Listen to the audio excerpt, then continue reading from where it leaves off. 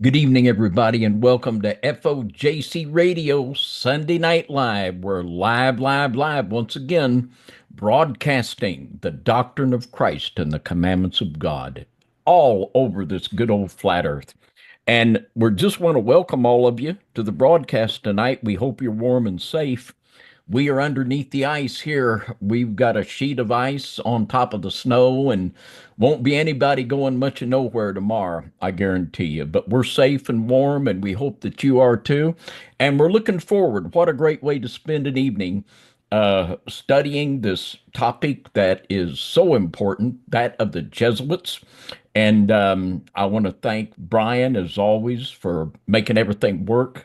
It's just amazing all the things that Brian gets done. And I want to welcome back our special guest tonight. She did a really outstanding presentation on the Noahide laws and the Abraham Accords. A lot of you have seen it. If you haven't, you need to watch it. And we're just expecting no less tonight. She set the bar high, and we're expecting no less tonight as we tackle this such an important topic of the Jesuits. We had a segue last night from the Midnight Ride. We were talking about the Jesuits, and she's gonna take a deep dive here. And when it comes down, you see these little Illuminati pyramids where everything's down in order. On my pyramid, these guys are right on the top. They are bad news, let me tell you. So I just want to welcome back once again Diane Ketterman. Welcome back to FOJC, Diane. Well, thank you, David. I'm honored to be here and honored to present what the Holy Spirit has given me on this subject. And thank you for the opportunity. Well, I am most thankful for you blessing us with this. And I know you have worked very hard. I'm not going to say a whole lot tonight unless I just get excited and can't help myself. But we're just going to get this underway. We want to thank each and every one of you joining us for the broadcast tonight. And Diane, takes away. Let's go. Hey, David, you step in anytime. I'd like to begin with a disclosure that, I know we're going to be talking about Catholicism tonight. We're not addressing any individuals or any people because I have a lot of good Catholic friends that are good people, and a lot of people were brought up in things, we're taught things as children that, we have to unlearn. And I've had to unlearn a lot of things, and I wasn't even brought up Catholic. So tonight we're just praying that the Holy Spirit would guide us in all truth as we discuss this subject, as we do a deep dive to see how the current church of today, how our politics of today are connected to the Jesuits. And we're going to start with a couple verses out of Revelation 17, where it's talking about the woman, which is representative of the church. It says, I saw a woman set upon a scarlet colored beast full of names of blasphemy, having 7 heads and 10 horns. And the woman was arrayed in purple and scarlet color, and decked with gold and precious stones and pearls, having a golden cup in her hand, full of abominations and filthiness of her fornication. And upon her forehead was a name written, Mystery, Babylon the Great, the mother of harlots and abominations of the earth. And I saw the woman drunken with the blood of the saints and with the blood of the martyrs of Jesus. And when I saw her, I wondered with great admiration. So tonight, I want to take you from the beginning of where it seems like the roots of this movement started up to where we are today and how it's involved in our politics. One thing that we're going to be looking at is, are the Jesuits using the church of today to usher in the New World Order? We're going to start with Babylon. Babylon was a city where it was the beginning of all the occult systems of the world. Babylon was a city that was built by the Antichrist dictator Nimrod. They built the Tower of Babel there, and they tried to reach heaven through humanistic means by building this tower. This is the city where the beginning of the worship to the sun and the moon and the stars. And when they got to a certain point, God said, "You're not going to go any further." And he shut it down, and he brought confusion to Babylon. The word Babylon itself means to babble, meaningless gibberish, and he scattered those people into 70 nations. And so they were scattered with different languages.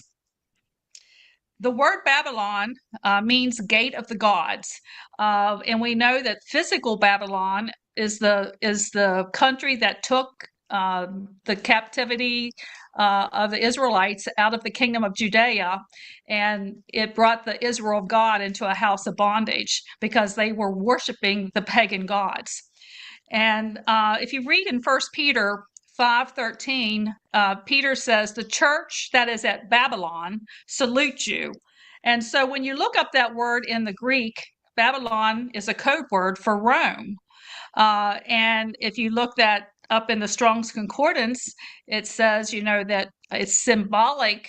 The word Babylon is symbolic of Rome, which is the most corrupt seat of idolatry and the enemy of Christianity. So we're going to look at tonight, how is Rome connected to the house of Judah and current day Israel, and how's it connected to the church?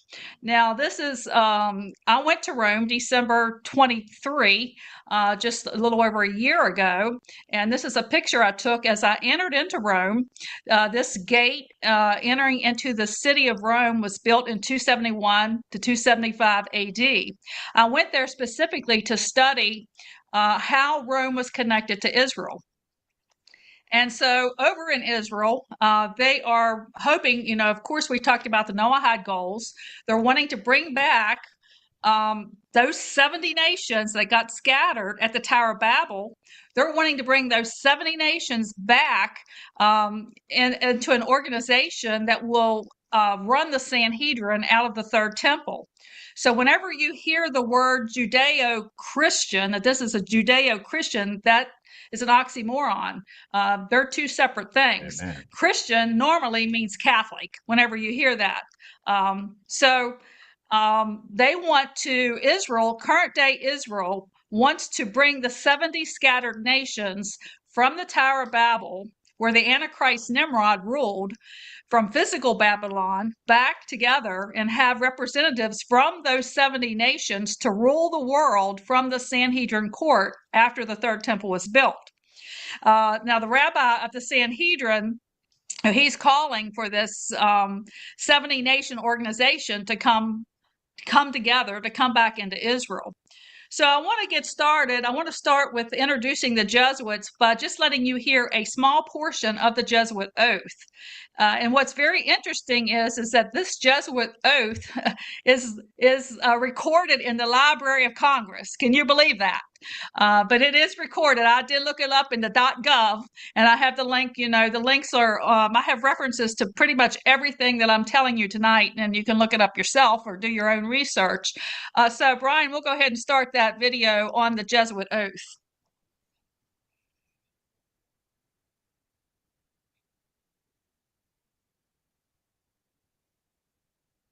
Of induction of the Jesuit is in the Library of Congress in the card is 6643354. It's an unbelievable admission to the world of what goes on in the initiation of a Jesuit into the profess. The Jesuit oath: "My son, you have been taught to act as dissembler among the Roman Catholics, to be a Roman Catholic, and to be a spy even among your own brethren, to believe no man, to trust no man, among the Reformers to be a Reformer, among the Huguenots to be a Huguenot, among the Calvinists to be a Calvinist, among the Protestants generally, be a Protestant, and obtaining their confidence to seek to speak from their pulpits, and to denounce with all vehemence in your nature our holy religion and the Pope, and even to descend so low as to become a Jew among the Jews, that you might be enabled to gather together all information for the benefit of your order as a faithful soldier of the Pope. You have been taught to insidiously plant the seeds of jealousy and hatred between states that were at peace, and incite them to deeds of blood, involving them in war with each other, and to create revolutions and civil wars in communities, provinces, and countries that were independent and prosperous, cultivating the arts and the sciences, enjoying the blessing of peace. To take sides with the combatants, and to act secretly in concert with your brother Jesuit, who might be engaged on the other side, but openly opposed to that with which you might be connected. only that the church might be the gainer in the end, and the condition fixed in the treaties for peace, and that the end justifies the means. You have been taught your duties as a spy to gather all statistics, facts, and information in your power from every source, to ingratiate yourself into the confidence of the family circle of the Protestants and heretics of every class and character, as well as that of the merchant, the banker, the lawyer, among the schools and universities, in parliaments and legislatures, and in the judiciaries and councils of state, and to be all things to all men for the Pope's sake, whose servants we are unto death. You've received... Oh, so there you go.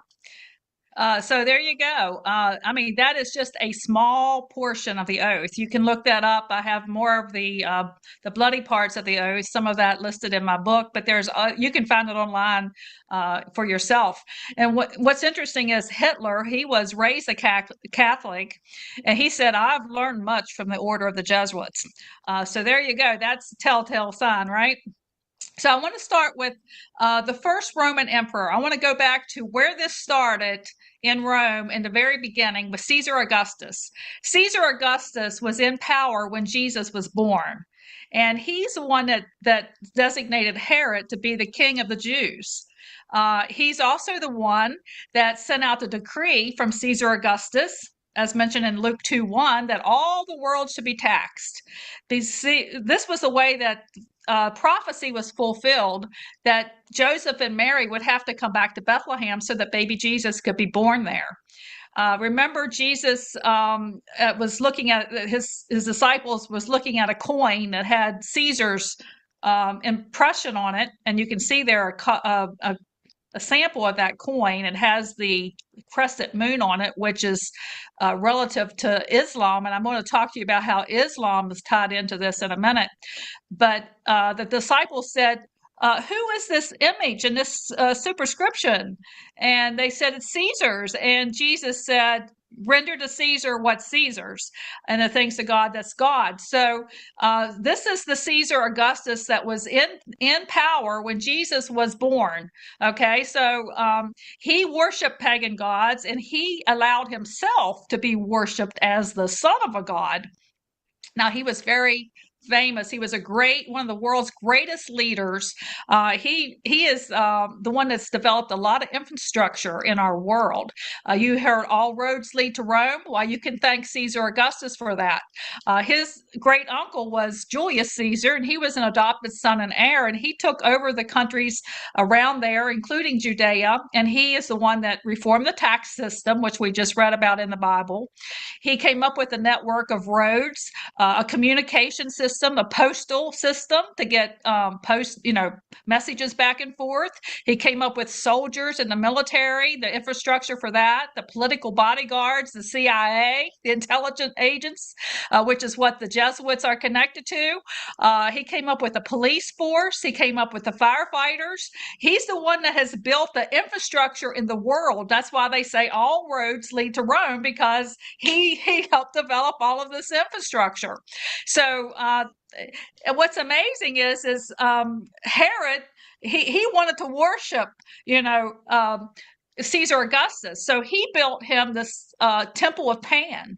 This Temple of Pan is located in Israel. It's near Mount Hermon, which is the Golan Heights. And we heard recently how Israel has taken that away from Syria, because Syria used to be in charge of that. And Herod built this for Caesar Augustus so that they could do child sacrifices there to worship Caesar. So this is called the Temple of Pan. And also Herod this is the same Herod that he realized a baby is going to be born that could threaten me, so I'll just kill all the babies ages up to age 2. And so he's known as the Massacre of the Innocents, to go after baby Jesus and John the Baptist. But this Temple of Pan served as a cult center for the worship of Caesar Augustus. It was the symbol of the blending of politics and religion in the Roman Empire. So you have Caesar Augustus, the emperor, who is now, we're going to worship him. And so we're bringing religion and politics together. And you can see this Hermon River Springs. These are pictures I took there at Temple Pan just 2023. And you can see that Hermon River Springs runs there below the temple. You can also see the mountain that they took. I took this out of the bus window with the snow on top. That's where they have the ski resort, the United Nations, and all those other. Israel's just gone up there and raised a flag and done a lot of ceremonies up there now, because they believe this is where the Nephilim are as well. And there's a lot of things connected to this mountain. But right below there is a Caesarea Philippi, and that's where Jesus told St. Peter, which, the Catholic believe St. Peter is the first pope. He said, St. Peter, your name is Peter. Upon this rock I build my church, and the gates of hell will not prevail against it. So Jesus was right there at this same place, right below the Temple of Pan, which is right below Mount Hermon, where he told Peter that. And this is what they consider to be the first pope. Herod went on to build his own self a palace, and to build this little city called Caesarea by the Sea, also dedicated to Caesar Augustus. Well, guess what? This picture right here I took shows that it's now inhabited, and it has been run by the Rothschild family since 1961. You can see their name there on the big sign, and you do have to pay them to do anything there. To even walk in there, you got to pay the Rothschilds. That's very interesting. I want you to see how Rome and Israel, the Jew and the Roman, how they have been together for a long time. Okay, so the Bible says that when they were going to crucify Jesus, that's the time that Herod, the Jew, and Pilate, the Roman, became friends. They were enemies before, but now they had a common goal. They wanted to go after Jesus. Caiaphas was the head of the Sanhedrin, and he transferred Jesus to Pilate, who was a Roman. And Pilate couldn't find any wrong, so he transferred Jesus to Herod. Now, I have a Jewish encyclopedia that says that Herod was a full Jew because his two parents were both Edomites that had converted to Judaism. So that made him, in the eyes of the Jews, a full Jew. So he was sort of like the Jesuits, a crypto Jew, So here was Herod, considered a Jew. He was pleased to see Jesus, hoping that he would do some kind of miracle. But Jesus refused and remained silent. And so that made him mock him, and he sent him back to Pilate. So they become friends. They had one common goal, and that common goal was to crucify Jesus Christ. Now, at the same time, when Jesus was in Israel or in Judea at that time, it was Caesar was doing all of this building in Rome. It was called the Roman imperial period. Rome was the world kingdom.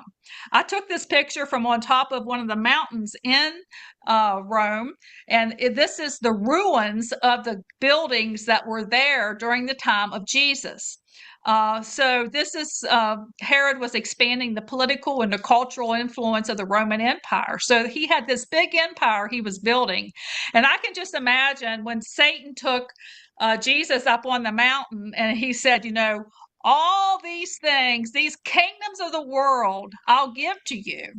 The word says that he showed him the kingdoms of the world in a moment of time. And, Rome and Judea are not far from each other geographically, but you can't see them from one to the other. But I believe in the spirit that Satan was saying, look, what all we're doing, what we're building our kingdom. We'll give you this if you bow down to me. So who was behind all of that building? That was the kingdom of the world at that time physically. And so Palatine Hill there are 7 hills in Rome, and the most famous is where Caesar was born, and that was on Palatine Hill. That was the most significant hill in Rome. Did you know that Washington, D.C. used to be Rome, Maryland? And what's really interesting is that Washington, D.C., behind that was a man named Francis Pope. Now, can you make it up? He was behind the land in Washington, D.C. that was named Rome, Maryland. Francis Pope was the man's name, and now we have Pope Francis, the first American Jesuit Pope. So for such a time as this, right, that we're looking at this. So he even named the river in Washington, D.C., that goes underneath the Constitution Avenue, Tiber Creek, which aligns with the same creek that's in Rome. Okay, so the city of Rome was built on 7 hills. The most famous was Palatine Hill, and the most famous hill in Washington, where there's 7 hills as well, is Capitol Hill. So we have a lot in common with what has gone on in Rome. Now, we talked about Nimrod being an antichrist. There's been many antichrists. Okay, it's a spirit. It's a spirit that's worked through many different people.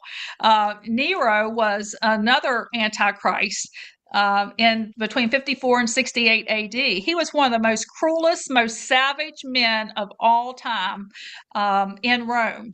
And this is when the persecution of the Christian church began. He would persecute the church through sport.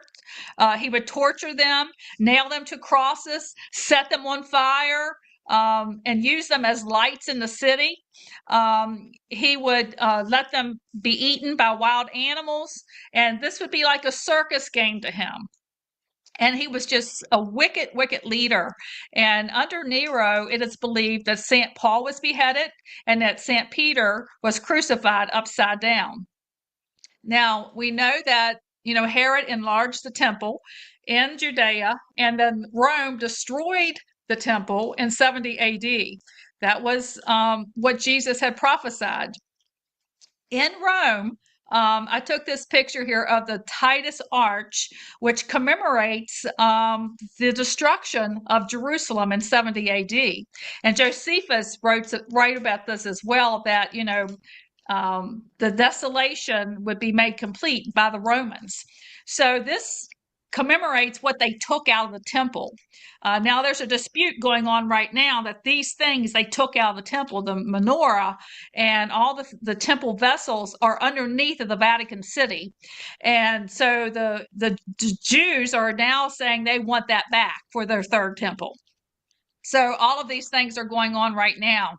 Now, when Jerusalem came back, or when Jerusalem was rebuilt, the Romans are the ones that rebuilt it. And they rebuilt that up on the ruins of the city. So when you go there now, what you're seeing is mainly all these buildings that are Catholic buildings on top of the ruins of Jerusalem that they destroyed.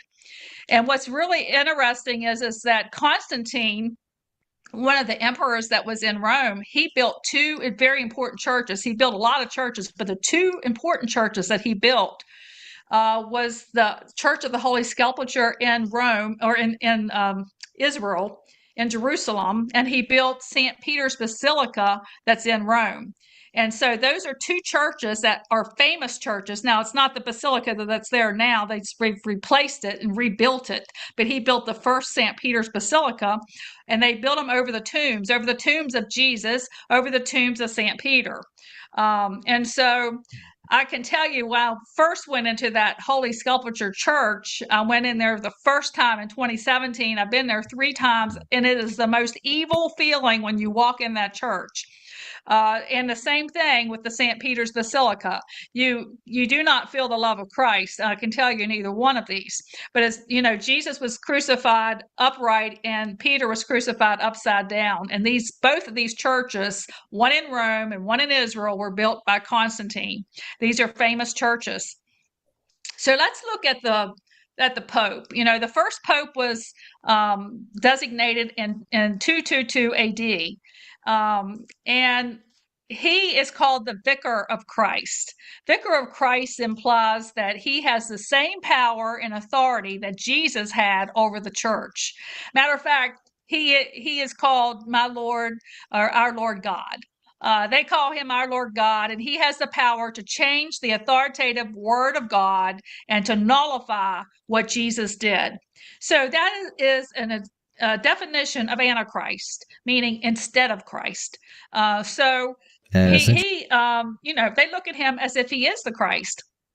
Now, Pope Francis is the first Jesuit Pope. He was ordained a Jesuit in 1969, and the Vatican City theirself says if you want to understand Pope Francis, then you need to look at the Jesuits, because that's who he is. And many politicians and leaders are connected to the Jesuits, either through their trainings in the colleges and universities that's training all of our students on the Jesuit training, or they've been brought up into that. It's kind of like Freemasonry. There's some people that's like, well, I'm not a Freemason, but they're controlled by them. They're controlled by their money or by their status or their political influence. So this influence of the Jesuits goes deep, and it runs in a lot of different facets of society. Now, one thing that you may not know is Pope Francis is the current custodian of the Holy Land. He is the custodian of the Holy Land. So he's connected to it very deeply. This is the Church of the Nativity I took in 2017, a picture when they were touting the Fatima anniversary. But you know, there's approximately 103 Catholic parishes in Israel, and that doesn't include all the schools, the pilgrimage centers, the shrines, the universities, the hospitals, the social services, the lay movements, the ministries, the congregations, approximately 400 churches and chapels, and at least 100 synagogues that was built during the time that Constantine reigned. So the Franciscan order owns a great deal of property in the Holy Land, and the Catholic Church, the Vatican City itself, is one of the largest landowners in the world with 177 million acres of land worldwide, including farmland, forest land, land for churches and schools. And they've been debating since 1948 what exactly in Israel, what all do they own? They own Israel pretty much. They have 73 billion in assets. And with Pope Francis being the custodian of the Holy Land, his job is to guard the grace of the holy place of the Holy Land and the Middle East that's been sanctified by the presence of Jesus and by all the people that come there as pilgrims. This next picture is the Roman Colosseum. The Roman Colosseum was built by the Jews that they took captive when they went into Jerusalem in 70 AD. They killed most of them, but they did bring a lot of captives back. They think between 60 to 100,000 Jews helped build this Colosseum. This is a theater and a circus. And so the theater was started by the Romans, which leads us to all the world's a stage.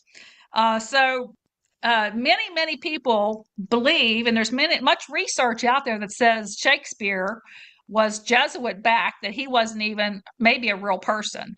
If he was a real person, he certainly wasn't as smart as they led us to believe in school when we had to read Hamlet and all the other things that Shakespeare wrote, because Shakespeare's taught in all the high schools, and it's a way to influence all of the schools and colleges with a Jesuit agenda to educate students with their values while they entertain audiences with these 100,000 dramas that they perform every year.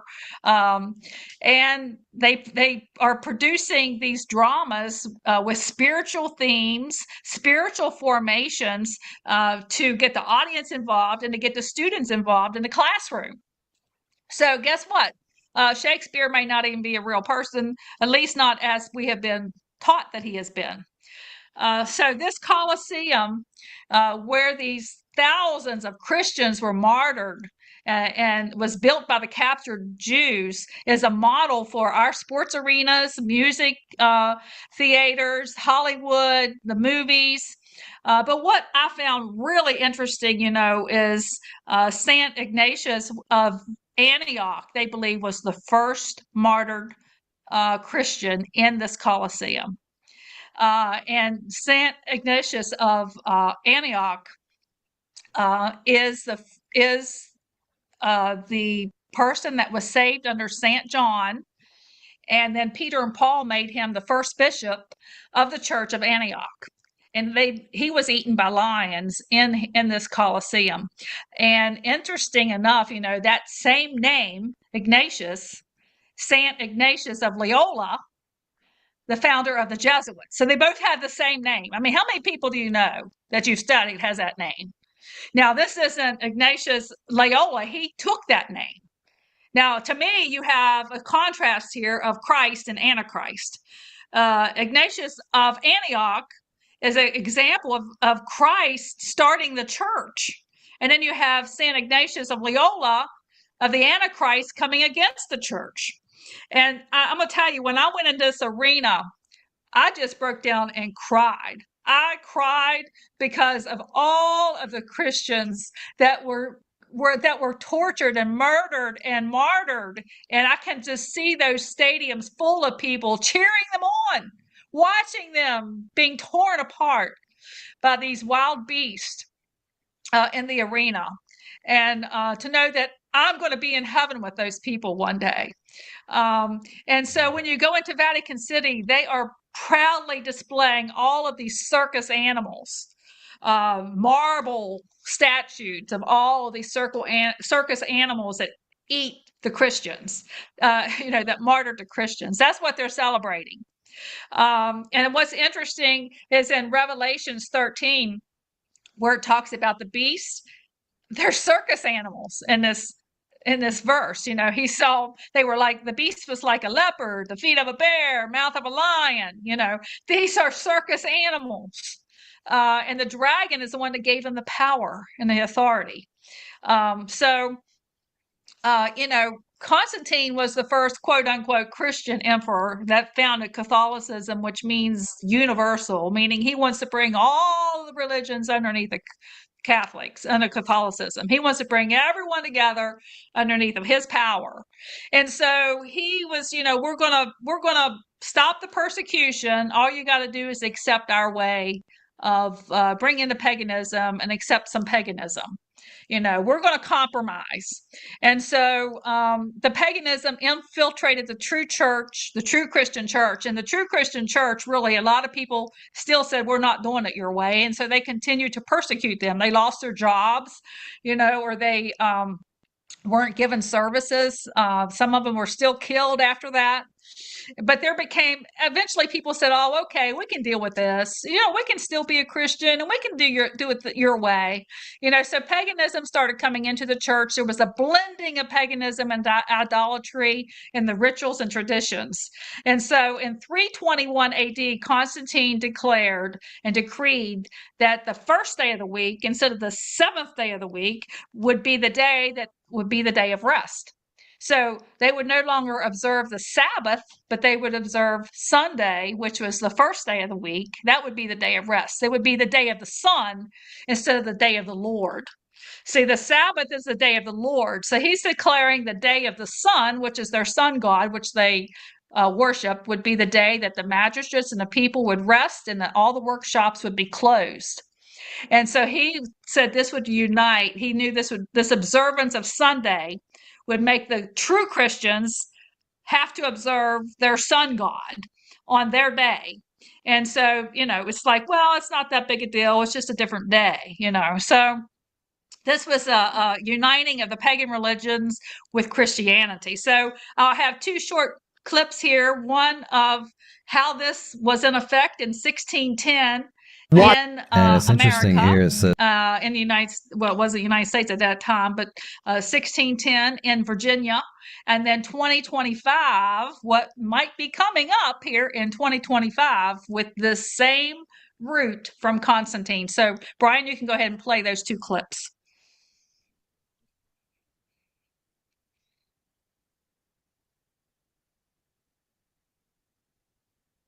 And it's interesting here. It says the first blue law, although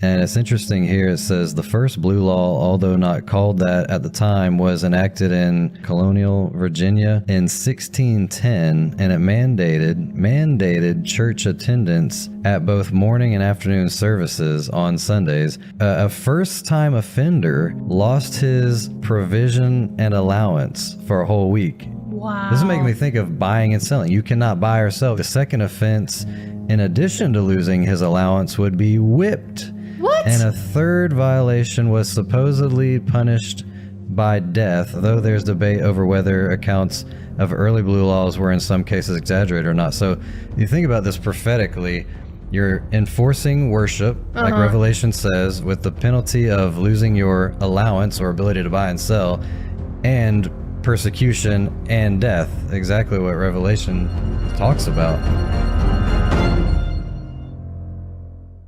And it's interesting here, it says the first blue law, although not called that at the 2025.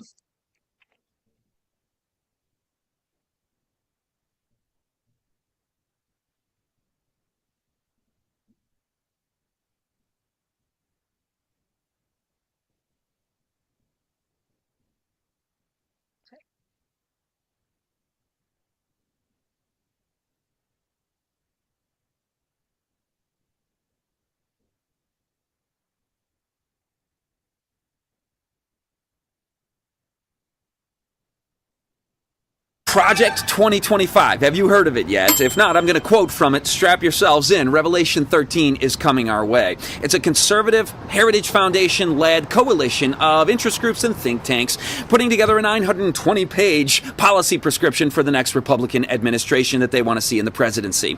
Nothing that surprising in there till you get to the section on Sabbath rest. Oh yes, and I'm quoting, they promote legal regulation of work on the Sabbath, meaning Sunday, regulating by the laws what you can do on Sunday. Unfortunately, that communal day of rest has eroded. Communal day of rest. This is collectivism, not individual liberty. And then they say Congress ought to pass a law mandating employers to pay time and a half to their employees who have to work on Sunday, for the time being, make an exception to those who can prove that they have a sincerely held alternative Sabbath day. This is a foot in the door of Revelation 13.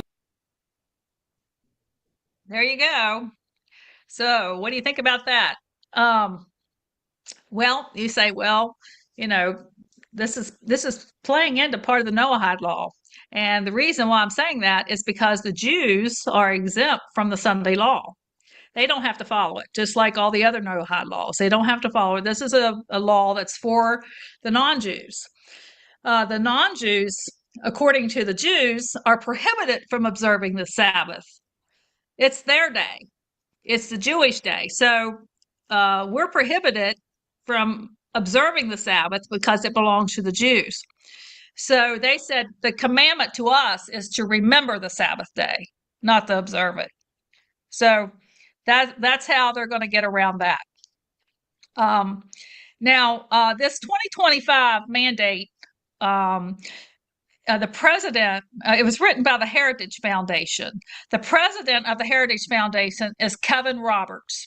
Kevin Roberts is the second president of Wyoming Catholic College.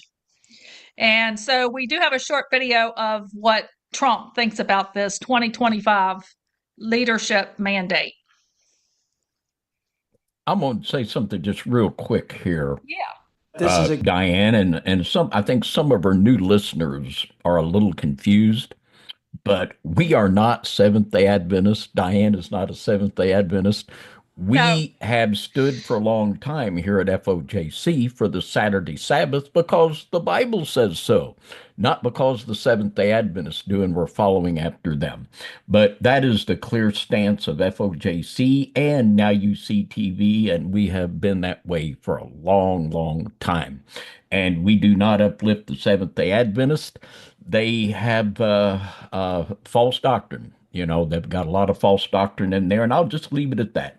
But you go right ahead, Diane. Thank you so much. I really am enjoying this. Yeah. Rock on. Well, I know the Seventh-day Adventists, they are fighting this because it will affect their religion. Yeah. Okay, we can go ahead with that video with Trump.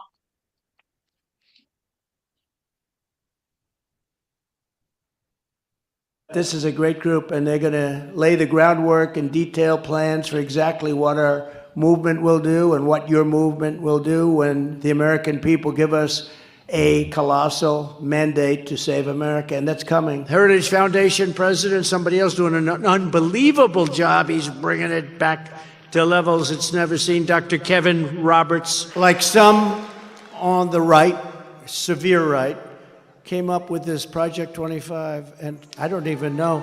I mean, some of them I know who they are, but they're very, very conservative. He's involved in Project, and then they read some of the things, and they are extreme. I mean, they're seriously extreme. but I don't know anything about it. I don't want to know anything about it. They wrote a document that many of the points are fine. Many of the points are absolutely ridiculous. I have nothing to do with the document. I've never seen the document. I've seen certain things that are said in it. This is a great group, and they're Okay, so there you go. There's President Trump's response to that. So we'll see what pans out with it in the end. Paul Weyrich, he is the founder of the Heritage Foundation. He is a Catholic. And he states, that he came together, he joined forces, the Catholics joined forces with evangelical Protestants to come up with this think tank document. Also, Paul Weyrich was also a deacon at the Catholic Church in Massachusetts. Now, remember that state, Massachusetts. I'm going to talk about that in a minute. So back to Constantine, and I'm taking you through this chronologically. Looking now at 325 A.D., he created the Council of Nicaea, the first council that would be the first ecumenical board of quote unquote Christian bishops, where they would bring all religions into one. Now, this group of people, they would deal with the false teachings that was within the church. They were going to bring the true Christians underneath of their rule, and they would develop the Roman doctrine, which would replace and supersede the doctrine of Christ. And there's many things that it covers, but a couple common things is Easter was a pagan holiday, and that day would be celebrated by everyone, and it would always fall on a Sunday, even though we know that Christians celebrate Passover, which may or may not fall on a Sunday. And then in 336 AD, Christmas, a pagan holiday, would become a Christian holiday. It was the birthday of their Roman god Mithras, the sun god. So those are just a couple of things that this council discussed and talked about. Now, the Council of Nicaea being the first ecumenical board, remember Judeo-Christian is Judeo-Catholic, really. Let's kind of look here what's going on in current day with ecumenical boards. We'll look at that next video, Brian.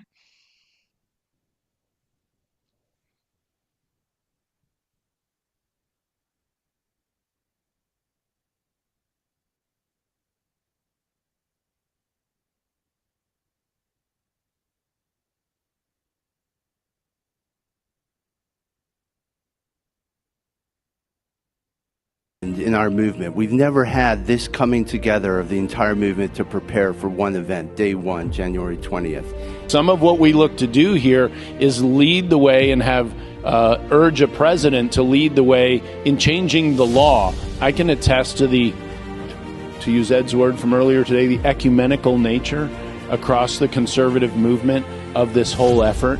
And that only makes it stronger. There's a battle plan, plans, and giving them the battle plan. Urge a president to lead the way in changing the law, the ecumenical nature across the conservative movement of this whole effort. The bottom line is that we need to have an army of conservatives ready to march in day one.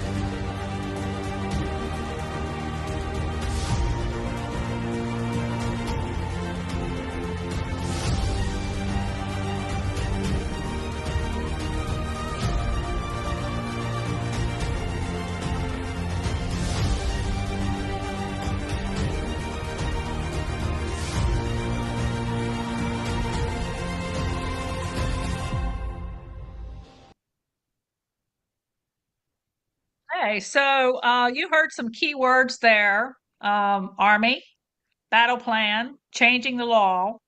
I don't know who these other people were. I know Ken Cusinelli is on there. He's Catholic. So I would probably say that if I found out who these other people were, I could probably find some connection to Catholicism. That's what we're seeing. So let's move on to 610. 610, Islam was founded. Now, Alberto Rivera is a former Jesuit priest who has written a book for Chick Publications. And he claims that he overheard, and he was in these secret briefings in the Vatican, that the Vatican is the ones that created Islam. And that they created Islam to counteract Christianity, and they would use Islam as a tool to bring hatred between the Muslims and the Jews, and use this to the Vatican would use Islam to influence, to turn people away from Christianity. So another religion to get people away from Jesus Christ. Now we know that Muhammad couldn't read or write. He couldn't read or write, so he did not really write the Quran, but he had this vision, divine revelation, vision. Now that's one thing you want to remember. He had this vision, okay, divine revelation. So he wanted to, write the Quran. So to do that, he had to have the help of someone, and so Alberta says that the Vatican set up his wife's cousin, who was a Catholic, who was very wealthy, and she helped him interpret his divine revelations and put it into a Bible, the Quran. And so many sources out there say that the Vatican's goal was to create a universal one world religion, and they would use Islam to help achieve this. This would be one of their tools. Now, that's numerous out there. You can see Mr. Alberta's book that he wrote as a comic book on Chick Publications website. You can go to their website, and he talks about what he overheard as a Jesuit priest in secret briefings in the Vatican, that there was a scheme that they wanted to take Jerusalem. See, Jerusalem was like a priceless treasure, and they wanted to gain that back underneath of the Catholic control. So you've already heard that he's the custodian, the Pope's the custodian, and they own all of these properties and all of these buildings in Israel. And so his comic book talks about how they're going to create Islam to use the Muslims to go in there and capture that priceless treasure back for the Catholic Church. And so the Muslims did conquer Palestine, which is current day Israel. Okay. And in 685, they built that Dome of the Rock and the Al-Aqsa, I can't say that word, mosque. They built that mosque as their prayer center. And that was there. That's theirs. They still have, this is the conflict there. So when you go into Jerusalem, that's, dominated by the Jews. But when you go on Temple Mount, and I've been there twice, you can't always get in there depending on the conflict. One time I went there was so much conflict you couldn't, it wasn't safe to go there. The second time I went there, as soon as we left, a bomb went off in the center there. So we just missed that. So there's a lot of conflict there because the Muslims still have control over what they built. They built that dome and they built that prayer hall. But in 1099, the Crusaders went in there. The Catholic Crusaders went in there and they captured Jerusalem, and they took the Dome of the Rock back and they turned it into a Catholic facility. And they took the prayer hall and they turned it into the headquarters for the Knights Templars, which is associated with the Catholics and the Freemasons. But now, when Israel was created in 1948, then the Muslims have control over this part of it again. So there's this power struggle here between the Muslims and the Jews, and it's created through the Vatican. So the Kingdom of Jerusalem in 1096 came underneath of papal control. The first Crusaders invaded to recover the Holy Land from Islamic rule, and they established the Kingdom of Jerusalem under the Pope, under papal control. It became a Catholic church hierarchy, and they took control of all of the churches in Judea, in Israel there, all those churches, even the church that Ignatius of Antioch, his first church that he started in Antioch, his sister church that was there, they took control of that. And they named the first king of Jerusalem, Baldwin I. And guess what? He was a Catholic. Mm-hmm. So here they are over Jerusalem now, papal control, with the first king of Jerusalem being a Catholic. All right, I guess you maybe didn't know, in 1492, Columbus sailed the ocean blue, and Columbus was a Catholic. So here we go. We got Catholicism coming here to America, 1492 with Christopher Columbus. 1517, Martin Luther. He was a professor of moral theology, and he had really had it with the Catholic Church and their teachings. The one thing that was the straw that broke the camel's back was that the Catholic Church was selling indulgences. So if you sinned or if you wanted to get out of purgatory after death, you could pay money and that would get you out of your sins, and release you from purgatory. So that was really the straw that broke the camel's back for Martin Luther. And so he published a 95-point thesis against the church. And guess what? He nailed that 95-point thesis to the door of the Castle Church in Germany, which sparked the Protestant Reformation, and he nailed it to the door on Halloween, October 31, 1517. That was an important date. So some examples from his 95 points includes, which I can't disagree with anything, only God can give salvation, not a priest. And the Pope should have more desire for prayer than for money. And that just because the Pope has a cross on his arms doesn't mean that he has as much power as the cross of Jesus Christ, that's a blasphemy to God. And why doesn't the Pope build St. Peter's with his own money instead of taking the poor Christians' money? So these are just 4 examples of Luther's thesis. And so here we have the Pope and we have Luther, Christ versus Antichrist. And Luther came out and said he's the Antichrist. And he wrote that in his writings and he preached it in his sermons. And so he stated, that the Pope's teachings showed that he was the Antichrist because he exalted himself above Jesus Christ. So the Pope Leo X at that time demanded that Luther renounce all of his writings. And when Luther refused to do so, he excommunicated him January 1521. And so Luther's Reformation put the heat on the Pope that he was the Antichrist, and that spread, and all these people left the Catholic Church and started following after Luther's Reformation, and that Reformation spread abroad to other people who started following it. And then later in a couple of his works, Luther also called for the expulsion of the Jews and the burning down of the synagogues, but he did not advocate murdering anybody. So the Catholics, they were looking for a good way to get the heat off the Pope. So they turned to the Borgia papal crime family. The church turned to the crime family. Okay, the Borgia papal crime family. And this family was suspected of many crimes, including adultery, incest, simony, which is selling church items, making money off of church items, theft and bribery and murder, and especially murder by arsenic poisoning. So just remember that little tidbit here in a minute. We're going to talk about that. So here's the church forming a partnership with the crime family to get back at Luther, to try to find out how they're going to get back at him.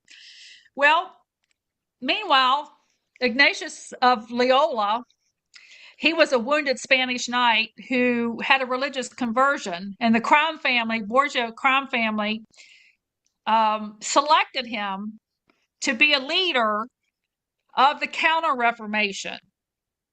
And he was a perfect candidate because he had military experience, he had a religious conversion. And in one vision, he was in this cave. He saw God holding this orb representing the world. And here's another person with a vision. Okay, remember Muhammad had a vision, right? So here's another person with a vision. And so he said God infused his understanding, allowing him to see everything in a different light, which is where we get the word illuminated, Illuminati. Okay, so that's what he said. And so out of his experiences, he wrote and developed these spiritual exercises, a guide for spiritual growth and discernment.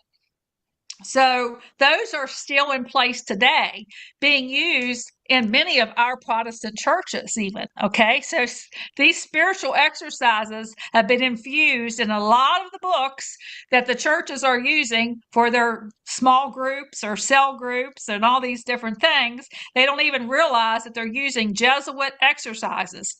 So in 1523, Ignatius went on a pilgrimage to Jerusalem to convert the Muslims.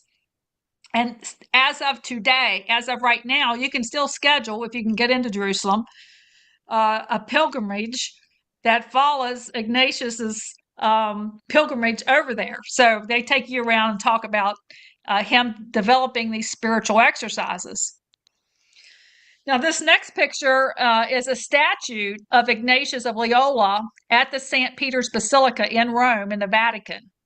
And he's stepping on the head of Martin Luther. And Martin Luther's clutching the Bible. And Ignatius has a book in his hand that says, "For the greater glory of God, the constitutions of the Society of Jesus." Now, this picture on the right here, I took this picture in the Vatican at a mass when I was there. I thought, I didn't even know about the statue because they have a statue every 10 feet. So when I read about this statute, I thought, I wonder if I have a picture of that. Well, I did. I have a picture right there is that statute in the sanctuary of Ignatius stepping on the head of Martin Luther right there where they preach the sermons. So this is a symbolic of the triumph of the Catholic Church over Protestantism. Moving on up to 1525, William Tyndale, he translated the Bible into English, and he's a leading figure for the Protestant Reformation. And so he began translation of the New Testament. And so the first English Bible to be printed was in the original Greek text and was smuggled into England, where it was condemned by the Catholic bishop, who declared it evil, saying it's going to produce a deadly disease if we let it get out. Well, Fox's Book of Martyrs says Tyndale said, "I defy the Pope and all of his laws," and so they condemned him, strangled him, and burned his body. And his last prayer was, "Lord, open the King of England's eyes."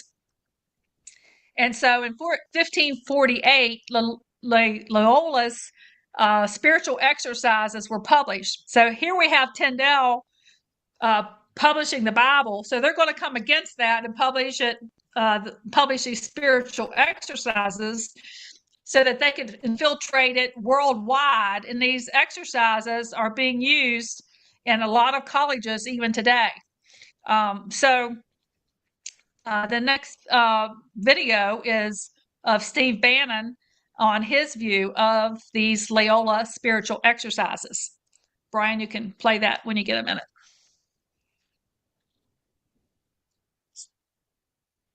You've got 4 months.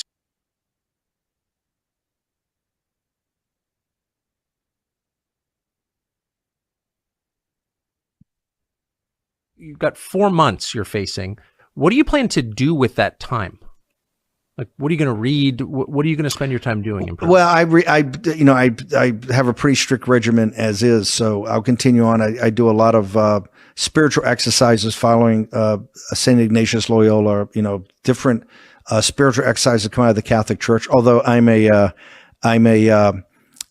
would actually say, if you look at our Lord and Savior Jesus Christ, I would call myself a pre-Christian. I wouldn't want to insult his name by saying I'm a Christian, given I know the feeling. the very tough and high standards. So no, that issue, and I'll obviously.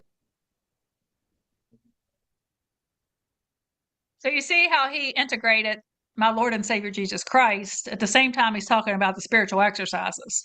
So again, the infiltration, the integration of the paganism with the truth. See, a lie isn't always just opposite. It can be a lot of truth with just one little thing that's wrong. And that one little thing will stop you from knowing the truth. So 1540, Ignatius of Loyola founded the Society of Jesus, known as the Jesuits. Well, they weren't. They didn't represent Jesus Christ at all. He was he was called the Black Pope because they wore black uniforms, black robes. He's also the first superior general, which is his title. He was a crypto Jew, meaning that he's a Catholic on the front and a Jew inside. And he had 6 co-founders with him, and they think 4 of those were Jews. 1541, he had his first project. His team was going to, their job was to convert Roman Jews to Catholicism. So they wanted to bring them into the Catholic Church, bring the Jews into the Catholic Church. And he transferred his military background and his experience to accept orders from the Catholic headship as a secret service of the Vatican, a CIA of the Vatican. One old document that you can only find on Google Books indicated that he had an intimate relationship with one of the co-founders who was an Israelite. Also, they had a picture in there indicating where he was accused of seducing students at the University of Paris. So this sexual seduction of students started early, and there are many Jesuit articles out there that you can find of these priests that's been allegedly accused of sexually abusing children and students. So now we have the Vicar of Christ, the white pope, and now we have the superior general, the black pope. We have both sides, duality, controlling chaos and offering order. Except now that we have Pope Francis, the white pope is a black pope too. He's white on the front, but he's really black. So, the other popes were kind of good, but now he's bad too because he's black, because he's a black pope too. So remember, the Vatican said, if you want to know who Pope Francis is, you need to know who the Jesuits are. So even though he's still called the white pope, wears the white robe, he's really a black pope. 1545, the Council of Trent is really the Jesuit commission. They founded this Council of Trent, and it was the 19th Ecumenical Council, but they called this the Council of Trent because this council was made specifically for the purpose of the Counter-Reformation, to come against Luther. And during this council, they declared that man's tradition, is of equal authority with the Bible. They declared that denying the Reformation doctrine, they denied the Reformation doctrine, salvation by grace through faith. They proclaimed eternal damnation upon anyone who did not believe the Catholic doctrine. And they said no Bibles, that scriptures are for the priesthood only. And you had to have written permission from your superior to read the Bible because it's a mortal sin for you to do that. Well, that's still true today. I mean, with the Muslims and the Jews, I know somebody in West Virginia that was trying to evangelize the Muslims, and they were afraid to read the Bible because they've been taught all their life that they're not supposed to read it, that they're not allowed to read it. So it's taken them years to even be able to touch it and to open it up because they've been taught not to. 1585, the church, came up with one of their Spanish Jesuits, Francisco Ribera, and he is the one that started this future dispensationalism that's in the churches today. The 7-year tribulation, the Israel separate from the church, the millennium reign, the Antichrist is a single future individual, and he distorted Daniel's 70th week by turning the days into years that are yet to be revealed or to be fulfilled. So his purpose was to get the heat off the Pope still, the Counter-Reformation. He wrote this 500-page document or commentary on the book of Revelation. of these things that's been taught in a lot of the churches today, that this single individual would persecute and blaspheme the saints of God, rebuild the temple in Jerusalem, abolish the Christian religion, deny Jesus Christ, destroy Rome, be received by the Jews, pretend to be God, kill the witnesses of God, and conquer the world. So that was a spinoff, okay, to the dispensationalism that we know today that's in most of the churches. Following him, now there's a lot of people in between here. I'm just giving you the highlights. Was Robert Bellarmine, who was a Jesuit cardinal, and he is one of the best-known Jesuit apologists, and he wrote documents that supported Ribera. Meanwhile, King James, he just declared Rome as the seat of the Antichrist, and he called the Pope the Antichrist. And he commissioned the Bible to be printed in English. Well, what did the Jesuits do? They tried to assassinate King James, but they were not successful. In 1610, they came out with the Douay-Rheims Bible, which was translated by the Jesuits from the Latin Vulgate, and it was approved by that Council of Trent. Remember that they denied Jesus Christ, and they said, we're going to uphold our Catholic tradition and create our own Bible in the face of the Protestant Reformation. Well, King James's Bible was in process. His came out 1 year later, known as the first authorized version of the King James Bible. And it's one of the most important books in the English culture today, and it remains the preferred translation of many of the Protestant churches. So interesting enough, that Bible that was produced by the Jesuits, the Douay-Rheims Bible, 2 presidents have sworn in on that Bible. JFK, who was the first Catholic president, and Biden, who is the second Catholic president. So both of the Catholic presidents of the United States have sworn in on that Bible. Joe Biden was also inaugurated. His inauguration was performed by a Jesuit priest who, of course, has been in the news for inappropriate behavior. He had to resign. And both of Biden's sons are Jesuit graduates from Georgetown University. So, Brian, let's play that video of Joe Biden.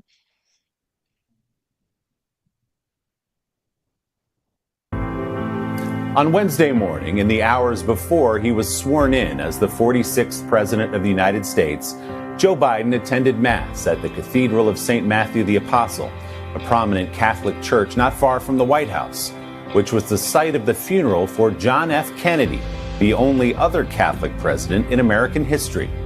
President Biden later took the oath of office with his left hand on a Bible that has been in his family since 1893. The president always has spoken openly and proudly about his faith, but how does it line up with his policy proposals?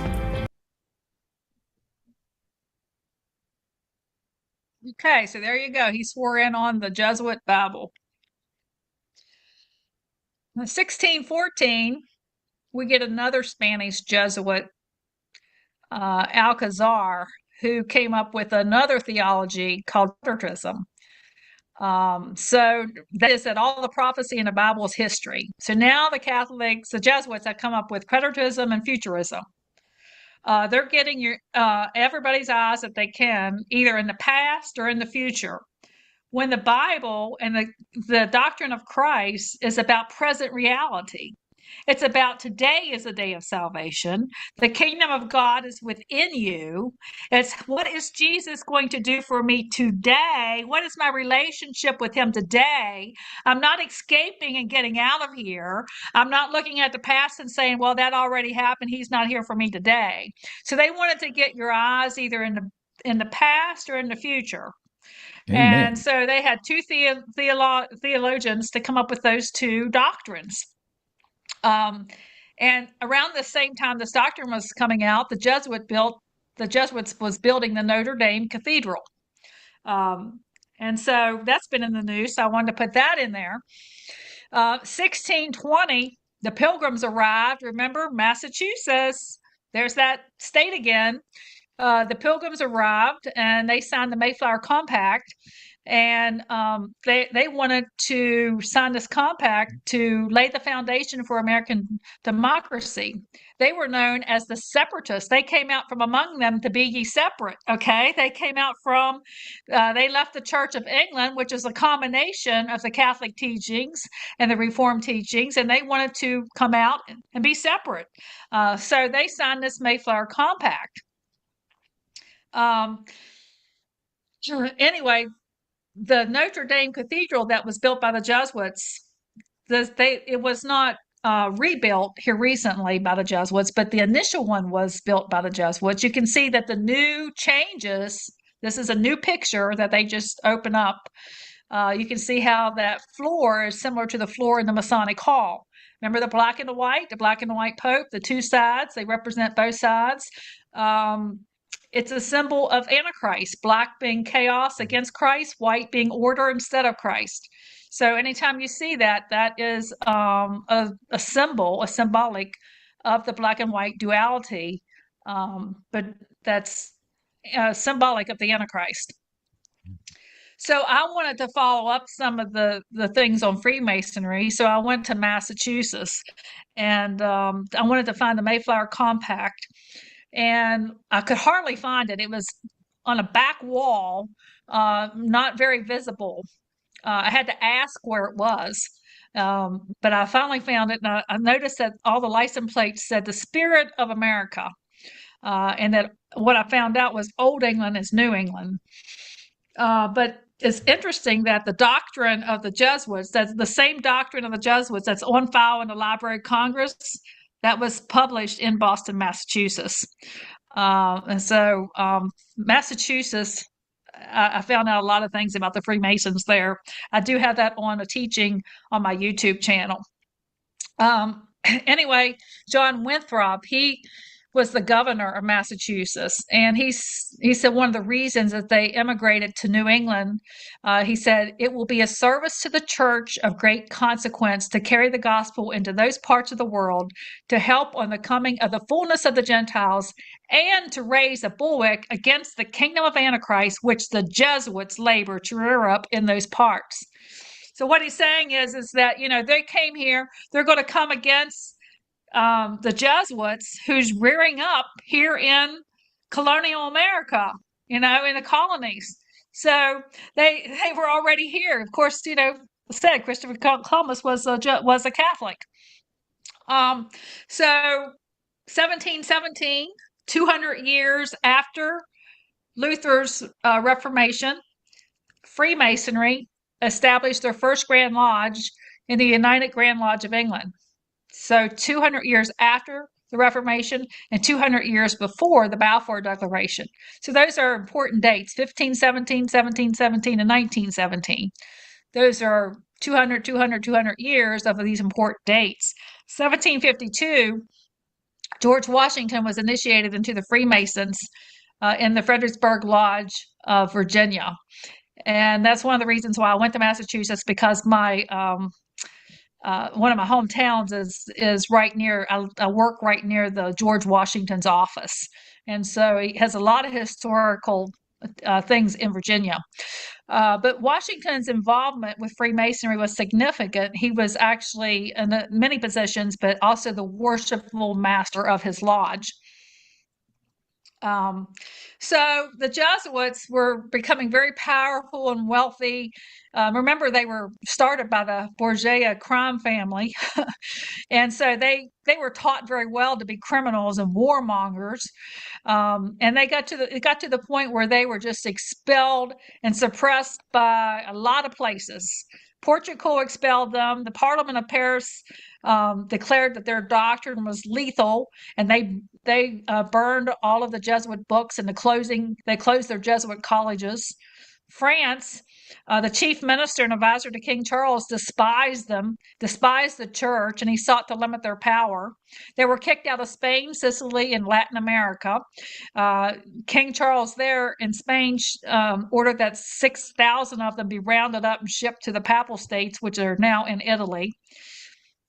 The Jesuits were suppressed by Pope Clement XIV officially, Now, remember about the Borgia crime family, one of their specialties was poisoning. Well, he suppressed them July 21, 1773, and 14 months later, he was poisoned. So that was interesting. They could never prove anything, of course, but you can do your own research on that.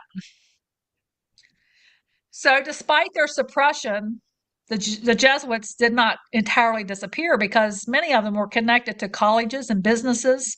They had established themselves, and they continued to operate in secret in China, Russia, Prussia, and the United States. So they were still here. May the 1st, 1776 is an important date. And then 2 months later, July the 4th, 1776 is an important date. In May, the Illuminati was founded, and in July, the Declaration of Independence was signed. So this guy, Jesuit Adam Weishaupt, he was the founder of the Illuminati. And he told the members of this association to become Freemasons and to move up to leadership positions so that they could spread the Illuminati propaganda.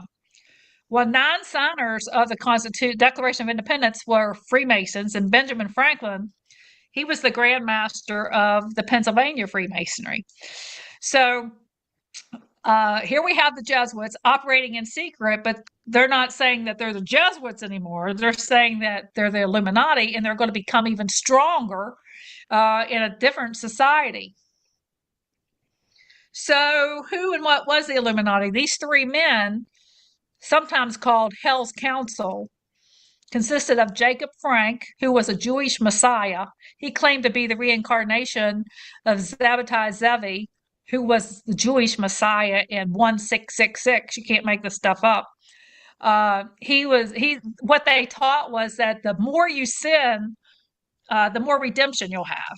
So, they had sex cults, they had ritual sacrifices, they were in Jewish mysticism with the Kabbalah.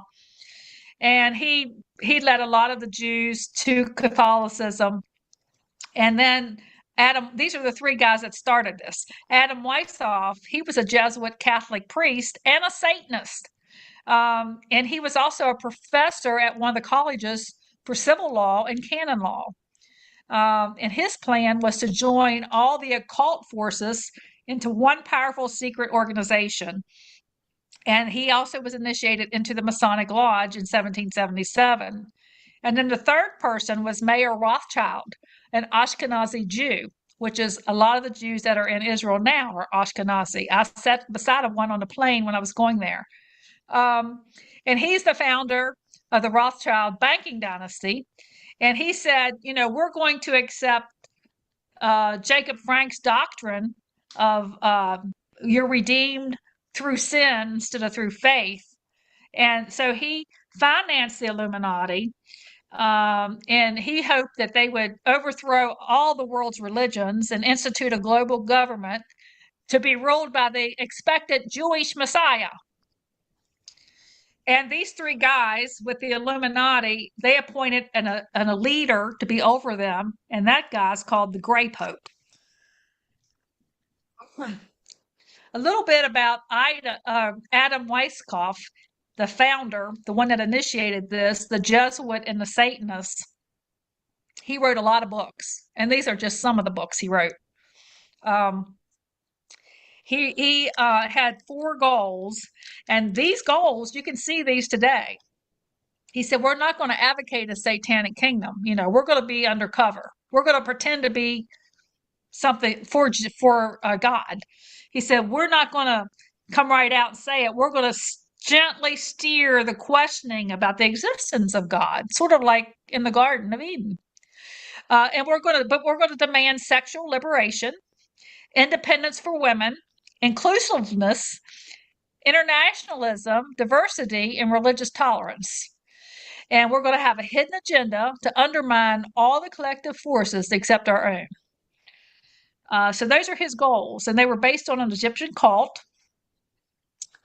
5 goals of the Illuminati group was to abolish the monarchies and ordered governments, to abolish private property and inheritance, which that's already in process, to abolish patriotism and nationalism, to abolish family life and the institution of marriage and the establishment of the communal education of children, and to abolish all religions. I don't know how I got a typo on there, but those 5 things are already in progress. You can see them happening now. So by undermining the world's religions and the power structures, a utopian era of global communism could be ushered in, and the Illuminati would rule with their hidden hand called the New World Order. So is this the golden age? We have Trump was tweeting the golden age of America has already begun. Is this the golden age? That's another rabbit hole. But the Jesuit control is at the forefront because the white pope is now a black pope. You have him supporting Noahide laws with the climate resilience, mysticism about these apparitions and supernatural phenomena, the sexual revolution with homosexuality, and chaos and fear about the apocalypse, and constantly pushing this chaos and fear through the Vatican. So you have the white pope and the black pope. I just wanted you to see what some things the black pope said and how he views himself in working with Pope Francis, and how students in colleges view him. So we have a couple clips here with the black pope speaking with some college students about the white pope. So Brian, if you want to start that one. Yeah. Uh-huh.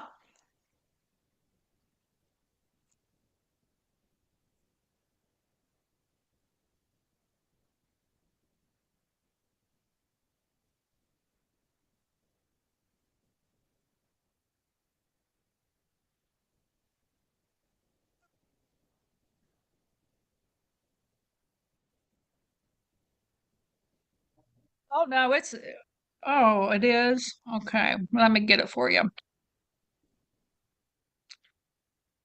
Oh, I see. Okay. All right. Yeah. Okay, well, just give me a minute here.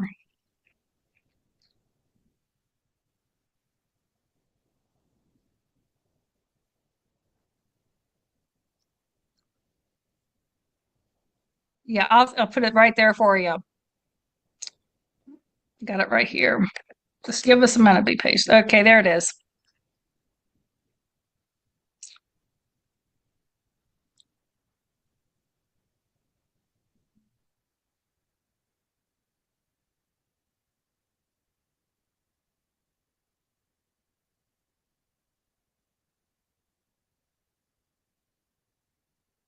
That's my fault.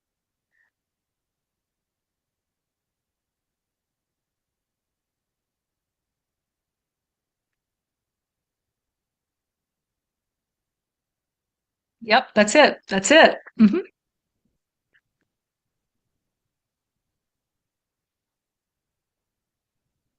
Hi, I'm Ashley McKinless, an executive editor at America Media and a host of the Jesuitical podcast. You're about to watch a conversation with Father Arturo.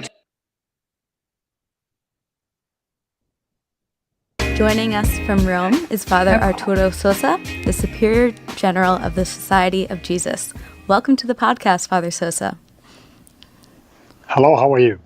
Very well. Thank you so much for taking the time to talk to us today.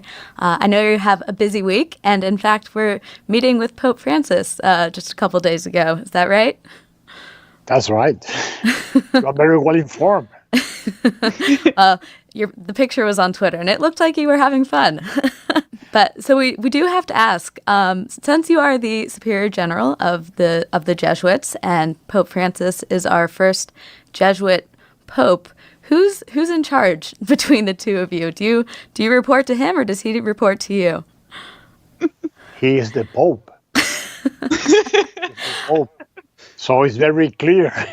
But he's still a Jesuit. Every Jesuit reports to the Pope, mm-hmm. And it is maybe to explain that when a Jesuit becomes a bishop, the obedience is not anymore for the superiors of the society. No, the bishop depends on the pope, and the pope depends on himself, on the spirit. So, because as you maybe remember, Ignatius de Loyola used to call the Pope the vicar of Christ in earth. So he's the Pope. So I'm accountable to him. What is it like to sit down and chat with him? Do you guys have a good relationship? No, it's a very fraternal and respectful relationship. Pope Francis knows very well the Society of Jesus, and of course knows how Jesuit can help him, and he knows what to ask to the society and which persons can be missioned for his projects. So he asks also very specific help and very specific persons to do it. And in a very fraternal way, we know each other's many years ago, but he's older than me, so it's a relationship that has been growing differently in different moments of my life. So you've said the Pope is the Pope. He's the Vicar of Christ on earth. Who is the Superior General? What is your job, and how would you describe it? Well, I describe it as the neck of a body. No, you know that Ignatius and St. Paul's love to use the image of the body for the church and for the Society of Jesus. And I feel I am the neck of a body that when the head is Jesus Christ. That is the head. And the Superior General is the one who tries to assure the connection between the body and its head, that is Christ. And that's my task, to be the neck, to be the communication between the Society of Jesus and the head, Jesus Christ. What are your favorite and least?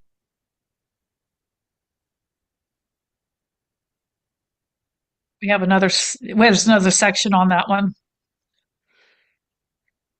Yes, yeah, there's another segment. Yeah. Yes, from 22 to 2240. That's okay.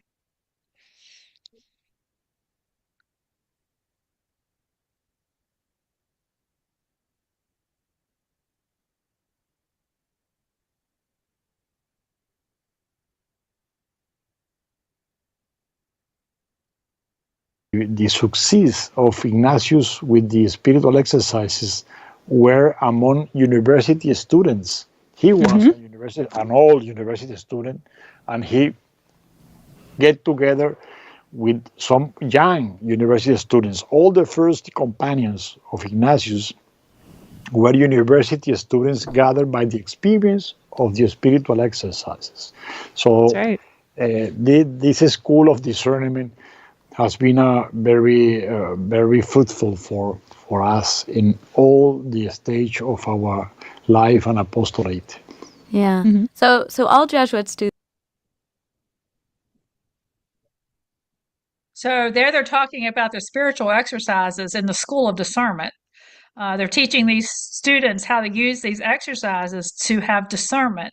And notice that he said he's the neck that turns the head between the body of Christ and Jesus Christ, referring the white Pope, Pope Francis, as Jesus Christ. Oh, what a blaspheming doctrine. Okay, just to throw in some other people here, high-level people. There was a Jesuit priest that followed up supporting Ribera. His name was Manuel de Cunza, and he wrote a book called The Coming of the Messiah.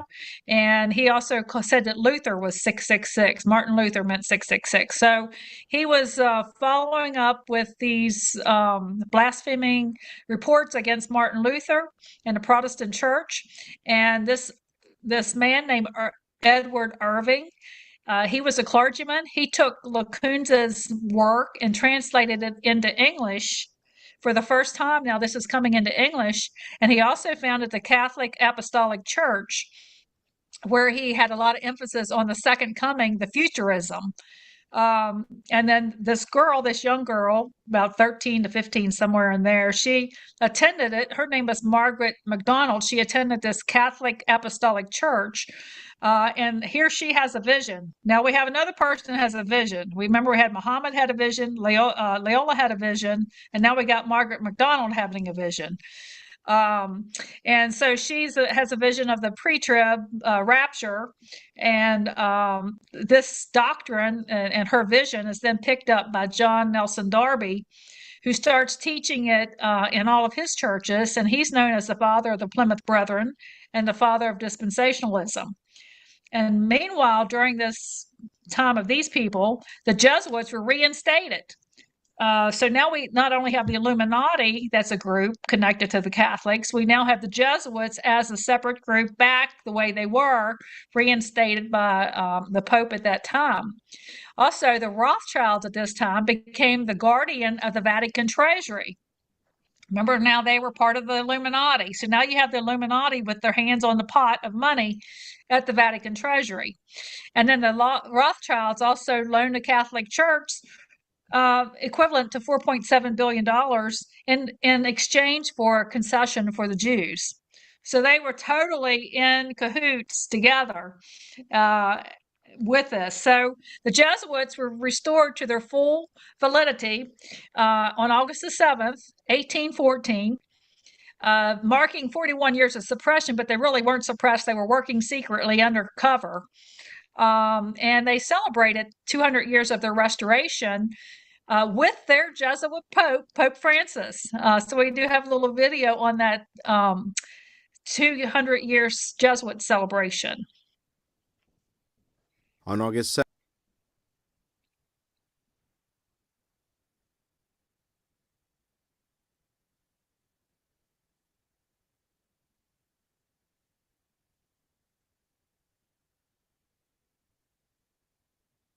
On August 7th, 1814, Pope Pius VII restored the Society of Jesus, which was suppressed in most of Europe for 41 years. 200 years later, the first Jesuit Pope will celebrate the anniversary at the main church of the Society in Rome. Si è scelto il 27 di settembre. The date of September the 27th was not chosen by chance. For us Jesuits, it is a very important day because on September the 27th, 1540, Pope Paul III approved the society for the first time. Pope Francis will arrive at 5 in the afternoon at the Jewsuit Church, where he will preside over a ceremony of thanksgiving. His homily will be one of the most anticipated moments. Non sappiamo cosa ci dirà. We do not know what he will tell us. We hope that he will give us some direction to tell us what he wants from the Jesuits for the future of the society and the society in the years to come. After his homily, one Jesuit from each continent will leave a lit candle at the feet of Our Lady of the Way, an image of particular devotion for the Jesuits. This is the Pope's fourth visit to the Jewsuit Church. On July 31st, 2013, he celebrated the feast of St. Ignatius of Loyola. On September 9th of the same year, he visited the tomb of the Superior General, Father Pedro Arrupe. And lastly, on January 3rd, 2014, he celebrated a Mass of Thanksgiving for the canonization of Pedro Fabro.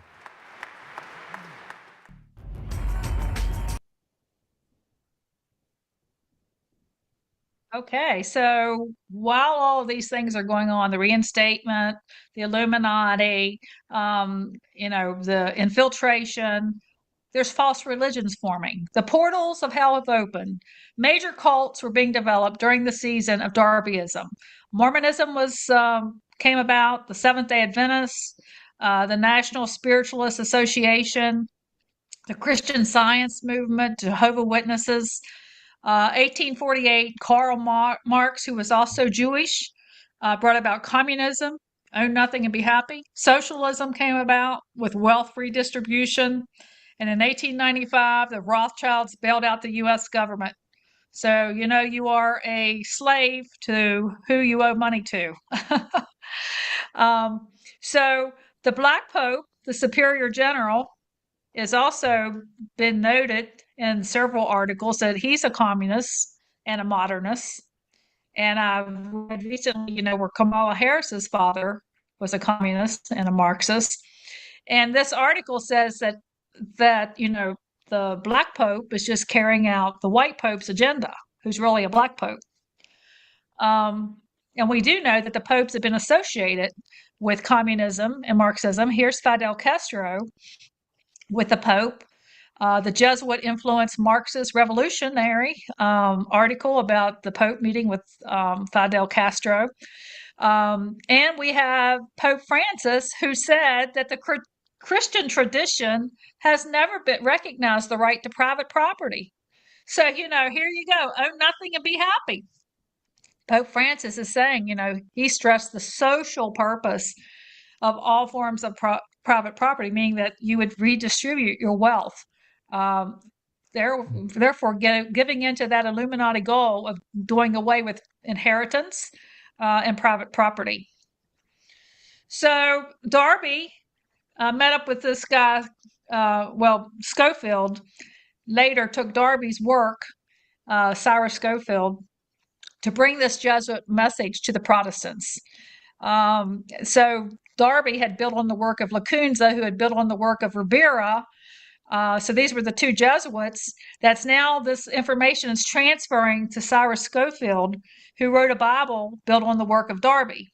He said he was a doctorate, but nobody could ever prove where he got his doctorate from. But interesting, his Bible, he had a 1909 Bible, but then that was the sixth Bible. Then the next one that came out was the Big Bible that went everywhere, the 1917 Bible. It came out the same year that the Balfour Declaration came out. The Balfour Declaration was from the British government asking for the support of a national home for the Jewish people. This letter was written from the British government to Lord Rothschild. Remember, the Rothschilds are part of the Illuminati that's connected to the Catholic Church. And Jacob Rothschild, who was a grandson or great-grandson of Lord Rothschild, this declaration was written to, he claims my ancestors forced the British government to sign the Balfour Declaration. So remember, they held the money of the Vatican. They're the treasury. They had all that money. They had given a loan to the U.S. government. They wanted concessions for the Jews. And this came out the same year that this Bible come out. Lord Rothschild was a graduate from Oxford University. And of course, Oxford University Press is the one to put the Bible out. So there were limited advertising, selling millions of copies. And so his Bible supported world Zionism, which is what you see now as this Zionism that's supporting that the Jews can do no wrong, no matter what's being done, that they're the chosen people, even though that's part of the Schofield commentary, separating the state of Israel against the Christian church, which at that time when this Bible was written, there wasn't even a state of Israel. So the agenda was being put out before there was ever a state of Israel. And so this radically changed the King James Version that was put out, and this has been financed by Freemasonry. Samuel Utmeyer was a Freemason that funded this Bible to go out. This theology recognized the Jews as the rightful heirs of the land of Israel, which wasn't even the land of Israel, it was Palestine. And it would ultimately lead millions of Americans, American evangelicals, to go into the Zionist camp and it infiltrated the Protestant Christianity. So what Darby planted, Schofield watered, and what Schofield planted, the church watered. And the biggest media icon to promote this Bible was Billy Graham. You see him here with the Pope, who has the Jesuit logo on the front of his robe. Billy Graham was funded by Freemasonry, William Hurst. You can look that up yourself. There's a lot of documents out there on that. No one in the Bible ever prayed one little prayer and they were saved. Okay, so that watered down what you needed to do. When millions and thousands of people are coming forward, it's easy to go forward with the group. It comes back to, what do you do in private? Who are you when you're by yourself? It's easy to follow a whole crowd down to say a couple sentences, but what is it to actually repent and turn from your ways and confess Jesus Christ publicly in front of other people when you're by yourself? So the sinner's prayer was part of the watering down of the Protestant movement that, we're all good, we're all together in this. So the spirituality of Loyola became mainstream evangelical teaching. Norman Vincent Peale said it's not necessary to be born again. He said, I found eternal peace and a Shinto shrine, he said.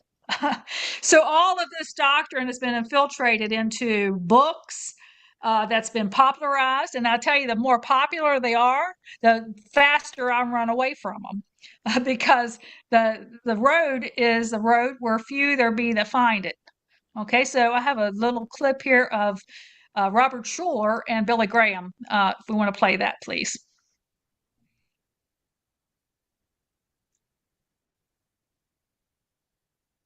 Tell me, what do you think is the future of Christianity?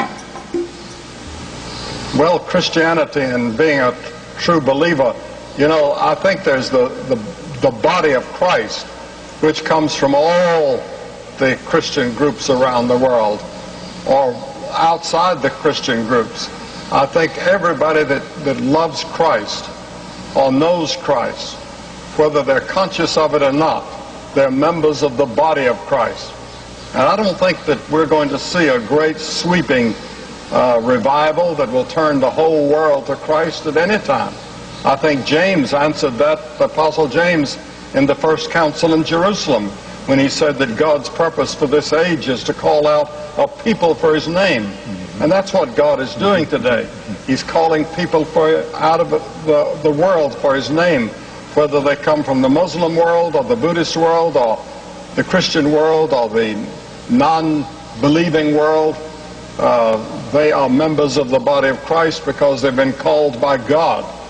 They may not even know the name of Jesus, but they know in their heart that they need something that they don't have, and they turn to the only light that they have. And I think that they are saved and that they're going to be with us in heaven.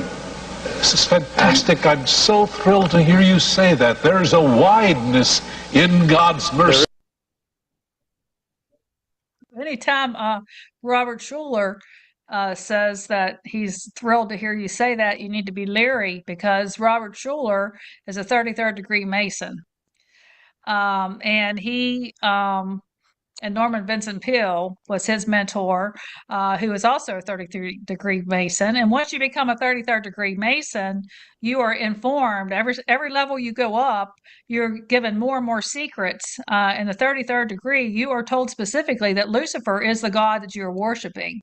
So both of those people, Norman Vincent Peale and Robert Schuller, both knew, if they were 33rd degree Masons, that their Lucifer is the god they worship in that organization. So the Jesuits, remember their goal, the Illuminati goal, Adam Weishaupt told them to infiltrate the Freemasons to bring in their agenda into the organizations through the Freemasons, because they have these powerful positions in the church and the courtroom and in the colleges. They're in all these different organizations. So we have a little clip here on the Grandmaster of Positivity. We'll look at that video. Thoughts.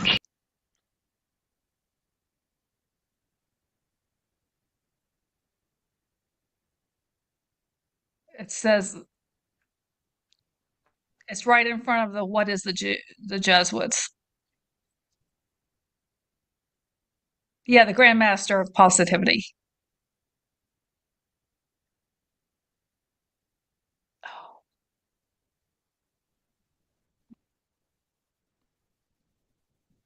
The whole thing.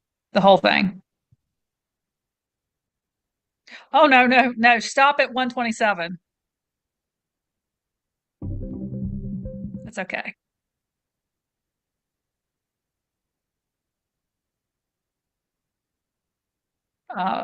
You got it? take charge of your thoughts, you can do what you will with them. And I respect Dr. Norman Vincent Peale, this pastor. He wrote a book called The Power of Positive Thinking. And I took out that book and I read it. And I didn't understand everything, but I read one chapter on how to pray effectively. And only based on 3 principles. So even as a 10-year-old boy, I learned this. He says, prayerize, visualize, actualize. If memory serves me right, I've read recently you have another book. That is right, coming John. out very soon. That is right. Stay alive all your life. Stay alive all your life. Donald Trump was raised in the Presbyterian Church pastored by Norman Vincent Peale, who wrote The Power of Positive Thinking. Now, you know what the working title of that book was? The Power of Positive Faith. But he made the statement, he said, if I had used the word faith, nobody would have read it. And that's why Norman Vincent Peale appealed to me. And by the way, he got the same kind of reaction about positive thinking as I did about prosperity thinking. Go ahead. Are you Dr. Norman? Okay, so I have another clip here. Now, you've seen these different preachers. This is just a sampling. There's a tremendous amount of them out there, but this next little clip is one of the most important video clips in this presentation for us to remember exactly what the agenda is of the Jesuits. So we'll go ahead and play this next clip.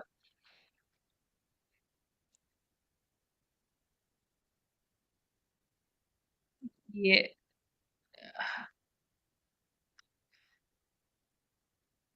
Yeah, start at 120. Yeah. Mm-hmm.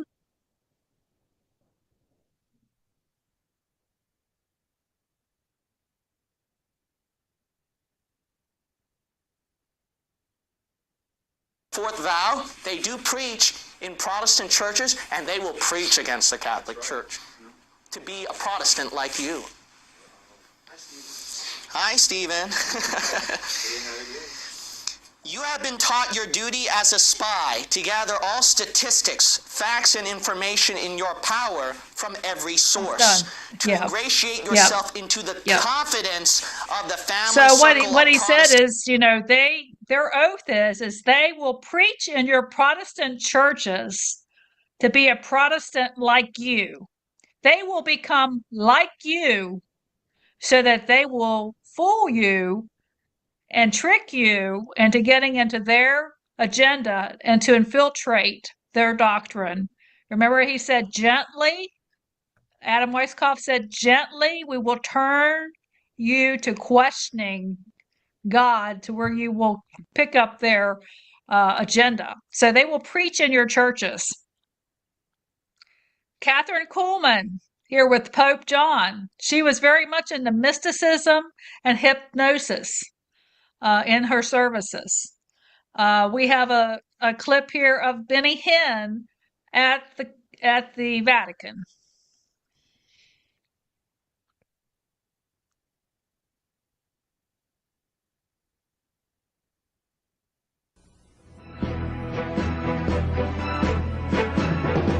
Popular televangelist Benny Hinn joins us shortly. You may not know that Hinn has fond recollections of Pope John Paul. Benny Hinn live from Rome in 6 minutes. Let's head live to Vatican City and televangelist Benny Hinn. Good morning, Benny. Good morning. When you see so many... Carol. Hello. Thank you for joining us. When you see so many standing in line for 7-8 hours, what are these people searching for? Well, they're searching for answers. People are very hungry for God, and this is a very moving moment for me. I just attended a special service, a memorial service here in the Vatican. I was moved to tears as I saw people hungry for God. And this is a very, very special day in the history of Christianity, where you see the hunger for God so intense worldwide, Carol. Let me ask you this, Benny. Alessio Vinci, our correspondent, talked to many of these pilgrims standing in line. Most say they do not attend church or follow the church's teaching. Might this event change that? Well, I believe it's going to. You see what's going on earth today, the troubles, the questions, the fears that people have.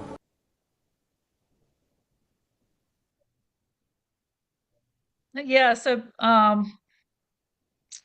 Benny Hinn, he thinks that all these people are coming there because they want to find God. They're coming to the Pope's funeral because they want to find God. I will say this because my uncle was a world-renowned teacher, and about 25 years ago, he approached Benny Hinn. He was good friends with Willie Hinn, and he approached him and told him that his teachings were Jesuit influenced. And Benny Hinn rejected him. Willie at that time accepted it. I don't know what today's his ministry is like, but he accepted that and did away with those teachings. But Benny said it would cost him too much. His ministry was already built on that, and if he had to backtrack and take away the things that were Jesuit influenced, he would lose a lot of money, a lot of people, a lot of followers. So I know that for a fact that my uncle did talk to him. The next slide shows that later on, Benny Hinn supposedly was caught in Rome with Paula White. And there's rumors, about them having an affair. And Paula White is Trump's spiritual advisor. She's been his advisor for 24 years, believe it or not. And Trump wanted to build a crystal cathedral for God and put her in charge of it. Anyway, he is infatuated with her apparently, but Paula White is closely associated with NAR, the New Apostolic Reformation movement, which I'm going to talk about how that's been infiltrated after we watch a few short minutes here of Paula. Oh. Okay. Yeah, PBS. Yes, PBS. Do you want me to give it to you? Okay.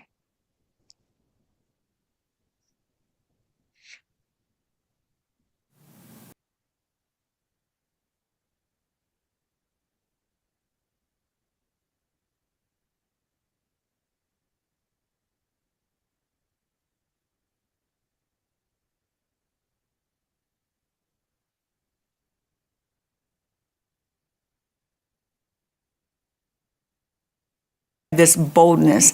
I said, I don't want your fame. I have enough of my own. That was silly, but I felt it. I said, I want your soul. And now knowing him, I feel like that boldness was just Trump-esque enough that it was received. And he was like, it was just, and what I meant by that is, I just want a pure relationship to show you who God is. Was he a religious person at that point when you met him? I knew nothing about was he a religious person or anything, so I'm meeting him like cold. I'm meeting him not knowing. Obviously, you aren't Googling everything like you are today. At least I wasn't. So I knew absolutely nothing about his background, but I found out very quickly from conversation number one that absolutely he was a religious person. And when you say religious, I'm going to say a person of faith, that this is not a person that just was formed by faith, which was absolutely one of the, what I would say, dominant formations in his lifetime as a young boy. I would say that, his parents, military school, there are things that absolutely formed who he is. And Sunday school, every single week, going to church with his family every single week, had a huge impact on him. Dr. Norman Vincent Peale, huge impact. And he watched Christian television. He didn't just watch it. One of the things that he talks about regularly is how his father took him to the Billy Graham crusade. And that really touched him and moved him. He loved Dr. Billy Graham. But he knew all the preachers. I mean, when we talked the first time, he was telling me we were talking about Jimmy Swagger. And of course I thought, oh, here we go. You're going to hear the normal story that, because I don't know who I'm talking with, that I would say the secular world is going to form this opinion. But he had a very different opinion. It was interesting. He loved his preaching, loved the fire, loved the power. Dr. Billy Graham loved his preaching. And when I say loved his preaching, he could articulate very specific sermons. So he's watched Christian television for a long time. It's interesting because people have noted he's not known as a regular churchgoer. He's known as a television watcher. But you thought, I mean, was he in a way going to church in those years and run up? I mean, through television? Well, so a few things. Number one, as a child, he went to church regularly. Of course, he went to Dr. Norman Vincent Peale's regularly when he recalls often the day he retired as being one of the hardest days for him. He just said it was a sad day, that he could listen to him for hours because he had a way of taking the gospel with what we would consider parables or modern day storytelling and be able to relate it. And he said, I could just sit there forever. And I think it's really interesting because I've seen a few news stories and people focus on other aspects that, to me, it's just not ever been brought up. I mean, what impacted him was the power of God. What impacted him was the Word of God. What impacted him was prayer. He went regularly, and then there was a point in his adult life that he stopped going to church. I think that was one of the reasons that he called me. I think he was looking for that spiritual connection and that pastoral connection that, as he got more successful, a lot of things changed in. Yeah, so there you can see Norman Vincent Peale's influence on President Trump. And also, I was going to talk a little bit about how, with Paula White's closely being associated with the New Apostolic Reformation movement, how that has been impacted by the Jesuit movement. So what is NAR? What is NAR? It's a seven-mountain mandate based on Revelation 7:9. The seven heads are seven mountains on which the woman sits. And they believe that you need to seek influence or dominate, that their society needs to dominate the family, religion, education, media, entertainment, business, and government. And Paula White says that Trump is going to play a critical role in the Armageddon as the United States stands alongside Israel in the battle against Islam. Now, that sounds like a Jesuit agenda to me because they're using Islam again to pit the Zionists against Islam, which we know that's the Third World War that Albert Pike has already said is going to happen, the Zionists and the Muslims. So she's saying that Donald Trump is going to would play the critical role in this Armageddon with the United States standing with Israel, which, you see that's what's pretty much happening right now, no matter what they do over there. So this kid that I'd never heard of before, Charlie Kirk, he's really come to the forefront. And I'm going to talk about him here in a minute. But he says, finally, we have a president that understands the seven mountains of cultural influence during a speech at the Conservative Political Action Conference. And then Lance Walnew is a propagator of NAR, and he's also a propagator of the MAGA movement, and he's associated with the Knights of Malta. So he's a big to-do preacher. So the next slide, Charlie Kirk, he's this young kid with this ministry called, or this association called Turning Point. And he is a Seven Mountain mandate. He's a key player with that, and his movement is a key player in the NAR movement. He says that the present politics as a spiritual clash between the good and evil, and that Trump will be a generational leader ordained by God to save America from the forces of darkness. And he's pitching his message to people who do believe that we're in the end times, and that if we don't seize these seven mountains, then the other side, the satanic side, will. So his business, the turning point, they've been dominant forces in the Republican Party, the MAGA movement, and he's worked directly with Trump to reach millions of listeners. Now he's speaking in Catholic churches. And the National Catholic Reporter is talking about how the Catholic Church is integrating with Christian nationalism. So he's becoming one of the top Christian nationalist leaders, this Charlie Kirk. So these Christian nationalists that are out of the NAR movement says that there is no separation of church and state. That we're one. Remember back with the Roman emperor, where Herod brought the sacrifices to Caesar Augustus, and he combined religion and politics by bringing sacrifices to the emperor. Well, this is where we're headed. With no separation of church and state, you're going to face persecution for standing for Jesus Christ. This is where it's headed. This kid, this Charlie Kirk, he's Trump's ally, and he is suggesting that children should watch public executions. So now we're back to the Colosseum where people were cheering on executions. This Christian nationalism, in my opinion, is becoming very militant, sort of like the military order. So this kid has a presence of over 3,000 high schools and colleges, with 650,000 lifetime student members and 450 full and part-time staff members in his movement. So we have a little video clip of him here talking about the strong church being a part of this, allowing children to watch televised executions.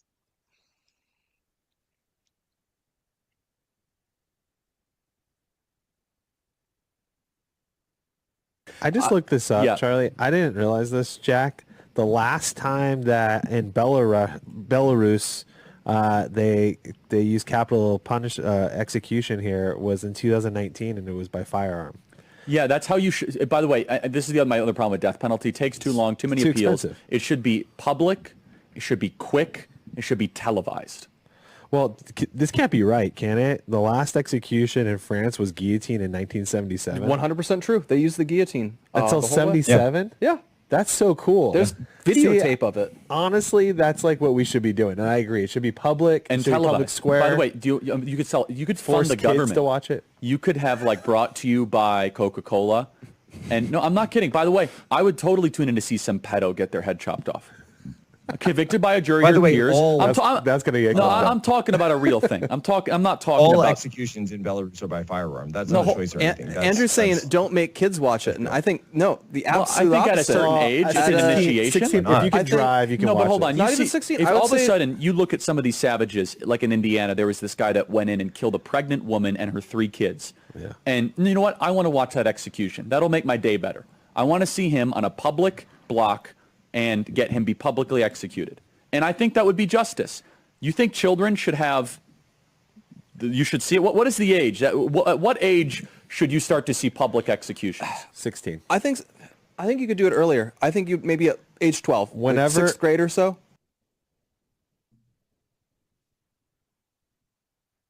Unbelievable. I tell you what, when I saw this video, I just could not believe that this is somebody leading this many students. As a former high school teacher, I mean, this made me nauseated. That this is somebody that is in with President Trump, connected to the NAR movement. That is, it's one thing to have a death penalty. It's another thing to want to watch it and want to have children watch it. My understanding is that now they're doing field trips to Gaza. They're taking high school students to see the Gazans being murdered as they stand on a platform. I did look it up, and I did see that there are some tours there now, and I heard that through one of the shows I listened to. But I mean, this is coming back to well, you don't agree with us, we'll just kill you. So these are the people that's claiming that they are Christian. These Christian nationalists these are leaders that's bringing these laws into effect. So, we go from the drag queen shows to this.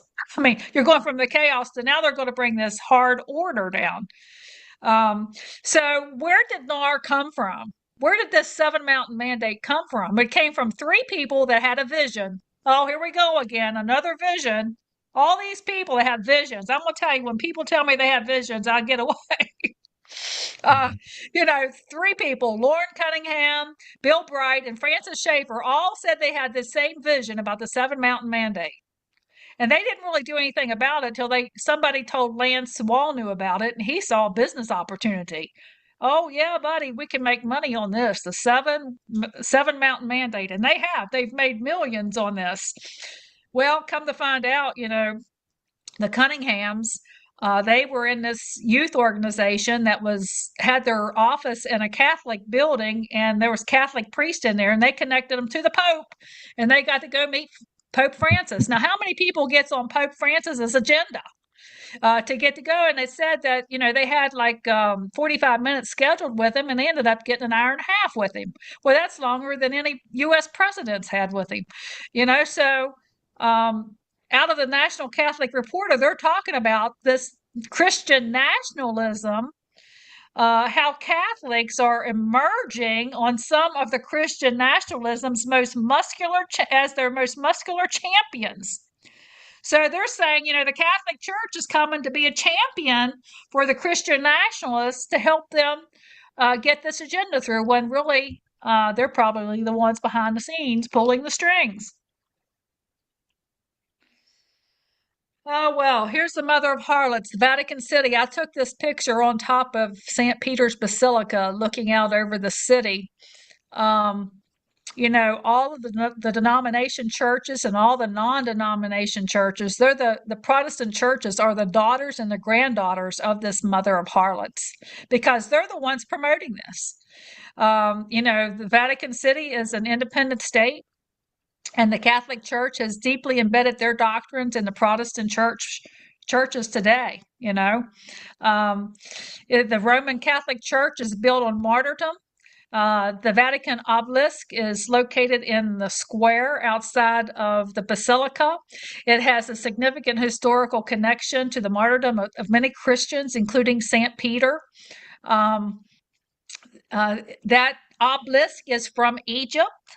That obelisk was built back in the day of Joseph, when Joseph was the Pharaoh in Egypt. His wife's father, Joseph's father-in-law, was the priest of the pagan church where that obelisk came from.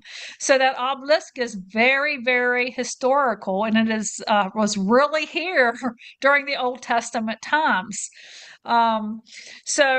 The Papal Basilica of St. Peter in the Vatican holds 300,000 people. There's 140 statues. No matter where you walk in that city, when you look up, there's some kind of little statue or god looking down at you. And the Pope has his own astronomical observatory at the Vatican City.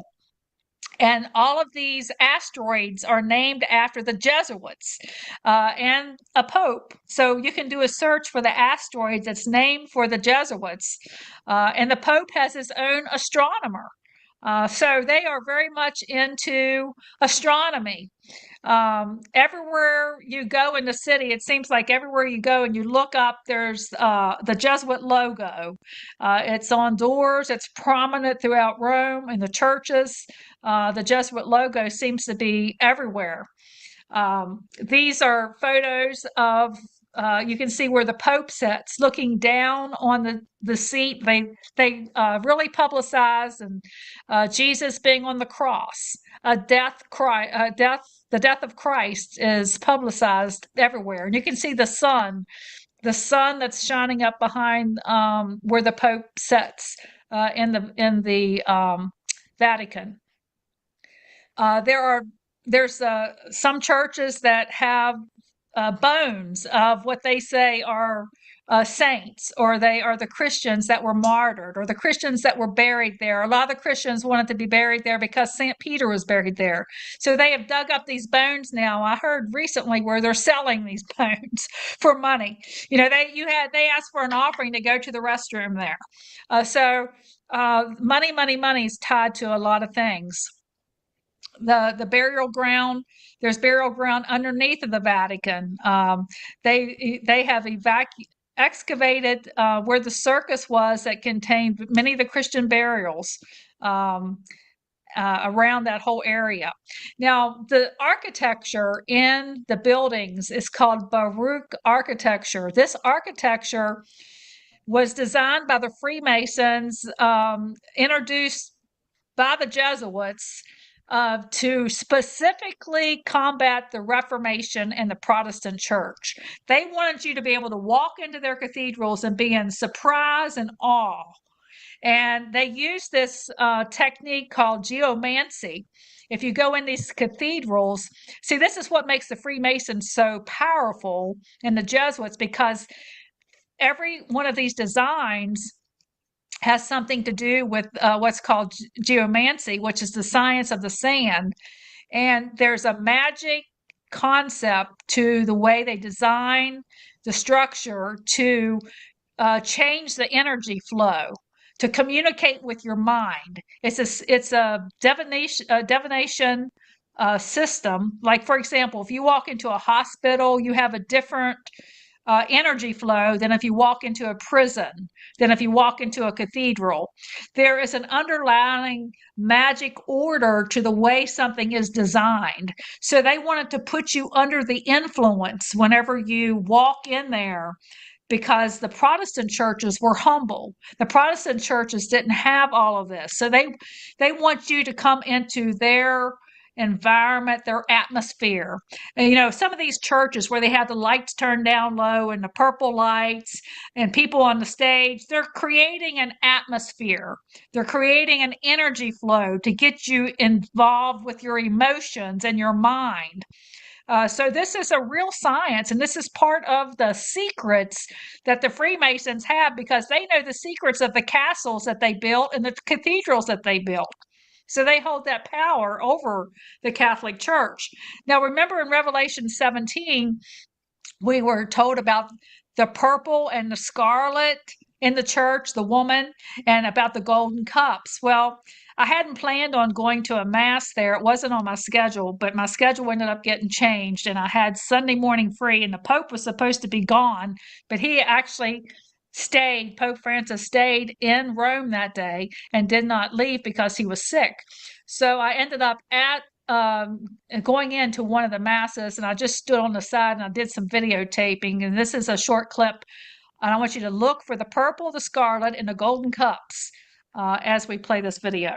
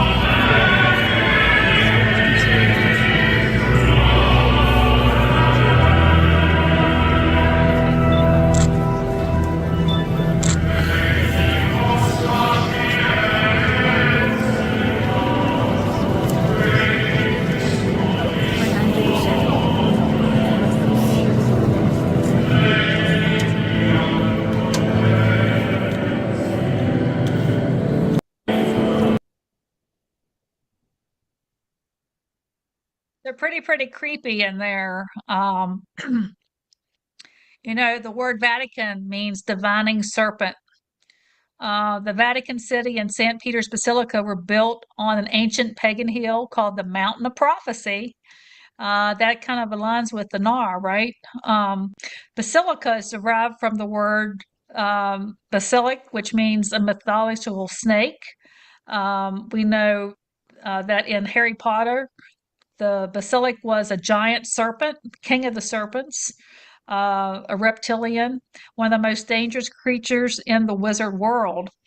And if you get a chance to go into the Paul VI audience hall, you'll see the statue that they say is Jesus Christ, that when you look from the side, it looks like a serpent.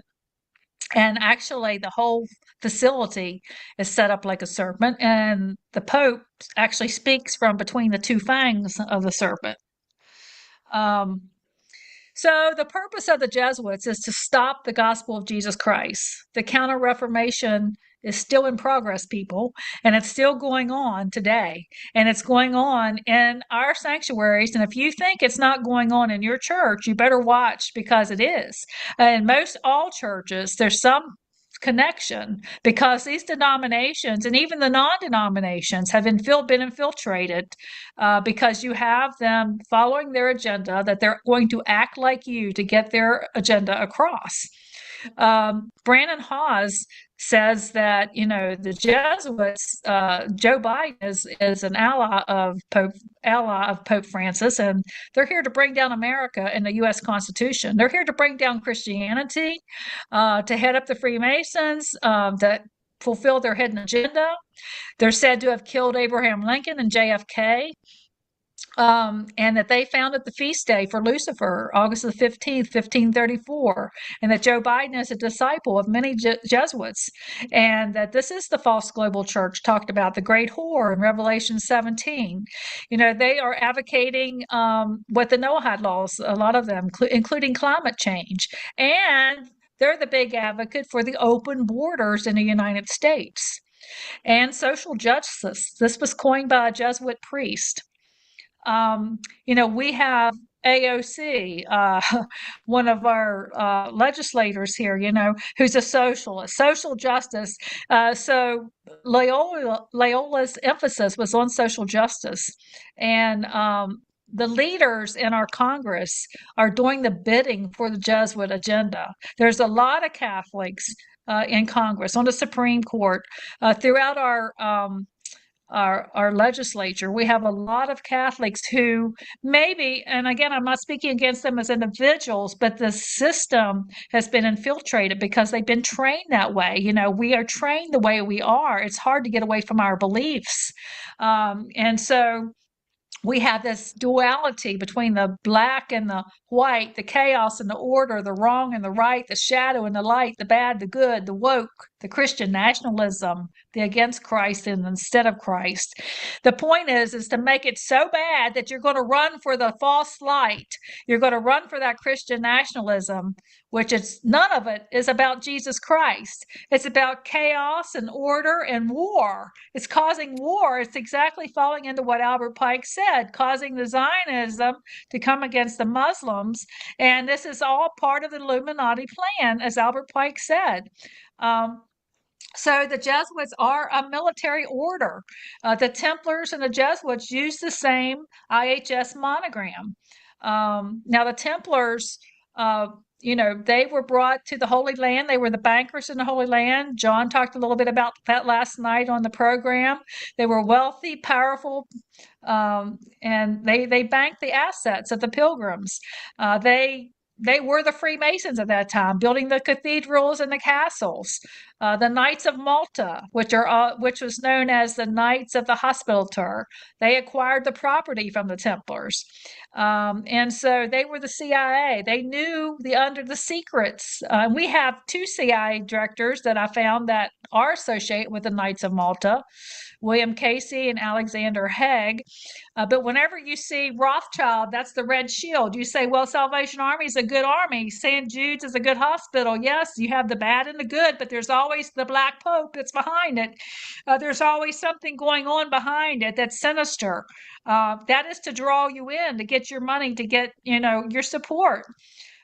This is a picture of the original Knights of Malta at the hospital, a hospital that they had in Jerusalem. I was just standing on the street and I turned around and I realized I was there. So I took that picture in Jerusalem where their hospital was. So the Knights Templars and the Masons over time became one, and then they became the Jesuits. The American Red Cross, that symbol is so important because blood is an extremely magic substance. That's why they want blood. That contains energies that can be used for magic. And, you know, they were involved with the occult, the New Age, the New World Order. The Templars have been documented to be involved with homosexual orgies, child sacrifices, crossbreeding, and magic. You know, just now in December 2024, we're seeing that a senator saying that the taxpayer dollars, millions, is being spent on magic. Why? Because the government is being controlled by a lot of this Jesuit influence. And finding out what the magic is. The sun worship is embedded in so many things. The God of soul. You know, look at the Statue of Liberty. You can see it anywhere. Just start looking for the sun God that's incorporated everywhere. But I have a couple videos here of our presidents and their connection to the Pope. I have a video here of Obama talking to Georgetown University in Virginia, which is a Jesuit university. So we'll play that clip.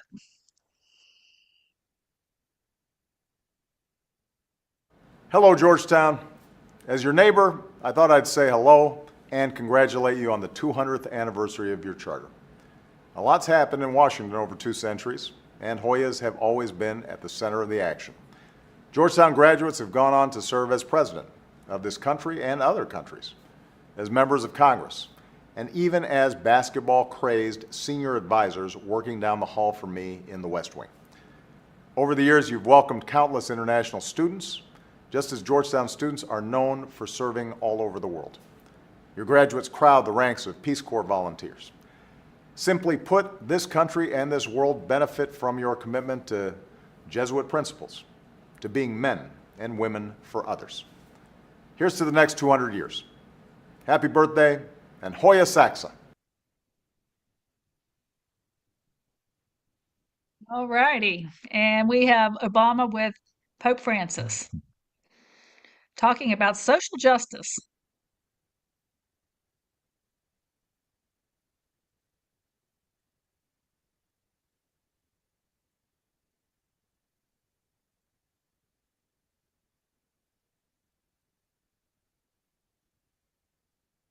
Two groundbreaking world leaders met this morning for the first time. President Obama greeted Pope Francis in Vatican City, saying, "I'm a great admirer."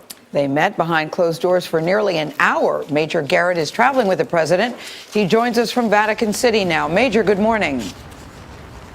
Well, good morning. President Obama and Pope Francis appeared to achieve a genuine connection before and after that nearly hour-long meeting here in the Vatican. It was most apparent, though, after the two met and exchanged gifts in the papal library. The president presented Pope Francis with a seed box made from wood he said had been reclaimed from the first cathedral built in America, that in Baltimore, Maryland. Pope Francis gave the president 2 ornate medallions which accidentally fell to the floor but were swiftly recovered. Neither the president nor the pontiff appeared the slightest bit unnerved by this little pratfall. The Pope also gave the president a writing on social justice, which the president predicted he would probably turn to in the Oval Office at times of frustration and when he needed, in his words, strength and calm. Upon hearing the translation of this, Pope Francis smiled and chuckled appreciatively. Afterward, the president asked the Pope to pray for his family, saying they had been with him in his long journey in American life. The Pope nodded, and the two exchanged a long and lingering farewell handshake. Charlie, Gale, and Clarissa. All right, Major, thank you. Tomorrow, President Obama will sit down with Scott Pelley. It's an interview you will see only. Okay, so there we're talking about social justice. Next is Bill Clinton. Bill Clinton is a Jesuit graduate and a Rhodes Scholar. Rhodes Scholarships are financed by the Illuminati and Freemasons. Bill Clinton was inducted into the Del Mole Hall of Fame, which is a Knights Templar, and Hillary was also a Rhodes Scholar. Pope Francis hosted Bill Clinton and Alex Soros, George Soros' son, at the Vatican. And there is an article in the Christian Research Network on how the Jesuits and George Soros are instigating the American border crisis. So let's take a look here at Bill Clinton with Alex Soros at the Vatican.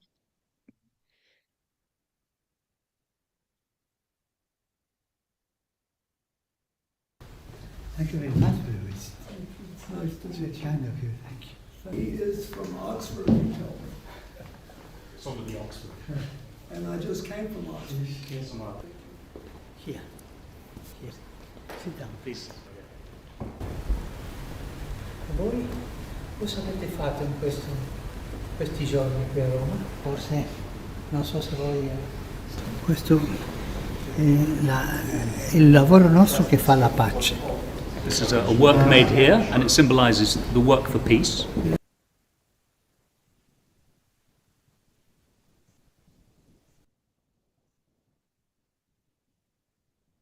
Okay. So our next president is President Trump. Trump has had 2 years of Jesuit training at Fordham University. He has put a person in charge of being an ambassador to the Vatican. Brian Birch is the person that he has selected for nomination. Brian Birch says that the Catholic Church is the largest and most important religious institution in the world, and its relationship to the United States is of vital importance. But Trump and the Pope disagree. Remember, someone said that they are, Brandon Hawes, I think, said that they are the ones that's promoting bringing all of these immigrants into the United States. So this is an area that Donald Trump and the Pope disagree on. So let's take a look at that clip.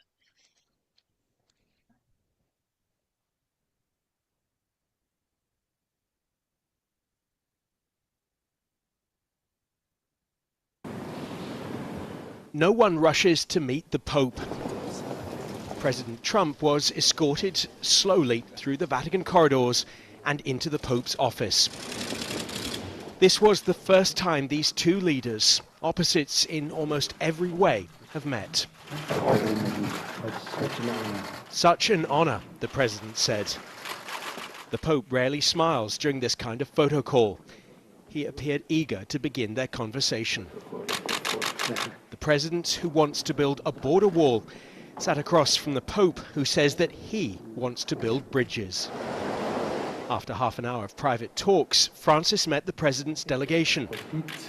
"Do you feed him Slovenian cakes?" the Pope joked to Mrs. Trump. She and the president's daughter followed Vatican tradition and wore black veils. The two leaders then exchanged gifts. The Pope gave the president some of his writings, including his appeal for environmental protection. "Well, I'll be reading them," the president said politely. Thank you very much. Francis will hope so. It's hard to imagine a meeting between two more contrasting leaders. The Pope, who's already on to his next audience, opposes the president on immigration, climate change and border walls. Their first short meeting was a chance for each man to test whether or not the other would give ground. The president and his wife were left to visit the Sistine Chapel, painted by Michelangelo. The leader, with his own noted taste in expensive decor, looked impressed. James Reynolds, BBC News, Rome. Yeah, I have a lot to say about Michelangelo. Did a deep dive on that in my book, but I was glad to hear that they opposed each other. I hope Trump keeps his stance on some of those issues. Moving on to J.D. Vance. J.D. Vance just became a Catholic in 2019. He was baptized and confirmed in the Catholic Church then. He said he was once misguided. He said he knew that Catholics worshiped Mary, and he said, "I knew they rejected the legitimacy of Scripture, And I knew that the Antichrist, or at least the Antichrist spiritual advisor, would be Catholic, but he was misguided. So he said some of the reasons that he switched over was that a Dominican priest helped draw him to Catholicism. And then he credits his Hindu wife. Remember, Hindus are now forming with Noahide. He credits his Hindu wife with helping him convert to Catholicism. And then Vance's family ties kept him from becoming a Catholic for a long time. And a homosexual billionaire influenced him to change his outlook on life. And Vance hasn't yet explained how his current position on abortion squares with his Catholic faith, though. So, yeah, we have a Catholic vice president now. That kind of concerns me with the influence, around our president. And then we have the most famous Jesuit trained person that's been on the scene, Dr. Fauci, the national voice of reason.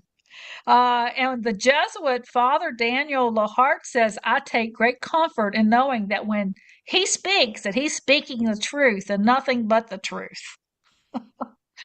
Oh, Lord help us, right? Um, and then we have Bill and Melinda Gates controlling the population. And that's also an agenda of the Catholic Church and the Jesuits, is to control population. And they're controlling public education. It says here they're attempting to control the curriculum of the nation's public schools, subsidizing the Common Core state standards. And they've given $19 million to Jesuit high schools. Melinda Gates is Jesuit trained. And so there's a bold plan for Bill Gates and Pope Francis to work together to save the world with the depopulation, I'm sure. So we have this little graphic growing where we have the white pope, which is really a black pope, and then we have the black pope, and now we have the Illuminati there, and we have the Jews as a very prominent factor, because a lot of the Illuminati are Jews and a lot of the Jesuits are Jews. And the Catholics are in control of the Holy Land with all of that land and buildings and money.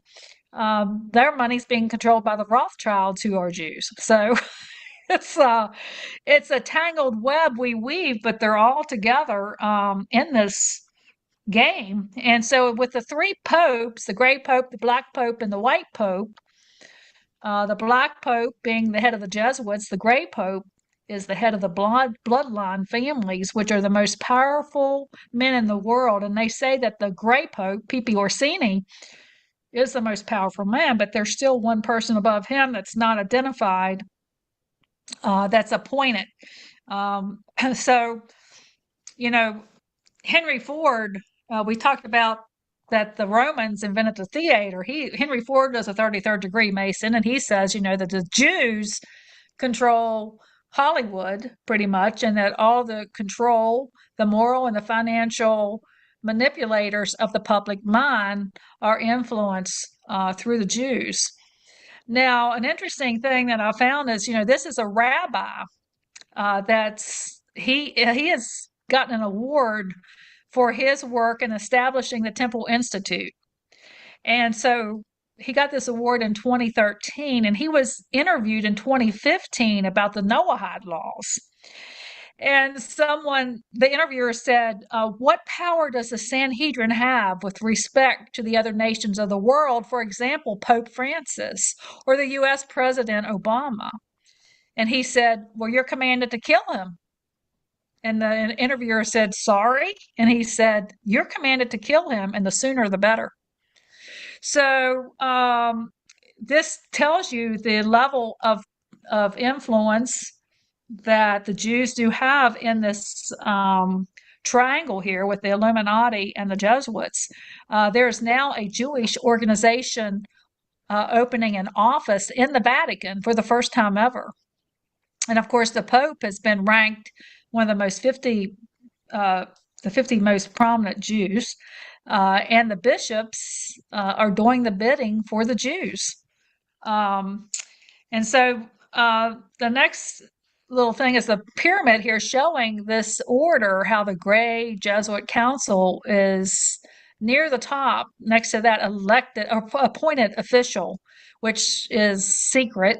And then, so underneath of that, we have the Black Jesuit Order, then the White Vatican, and under that, all of these other things, Skull and Bones and Bohemian Club and all these. So Freemasons are actually down the list, but these people are under the power. We think that our leaders are making decisions, but there's a power and a force behind them.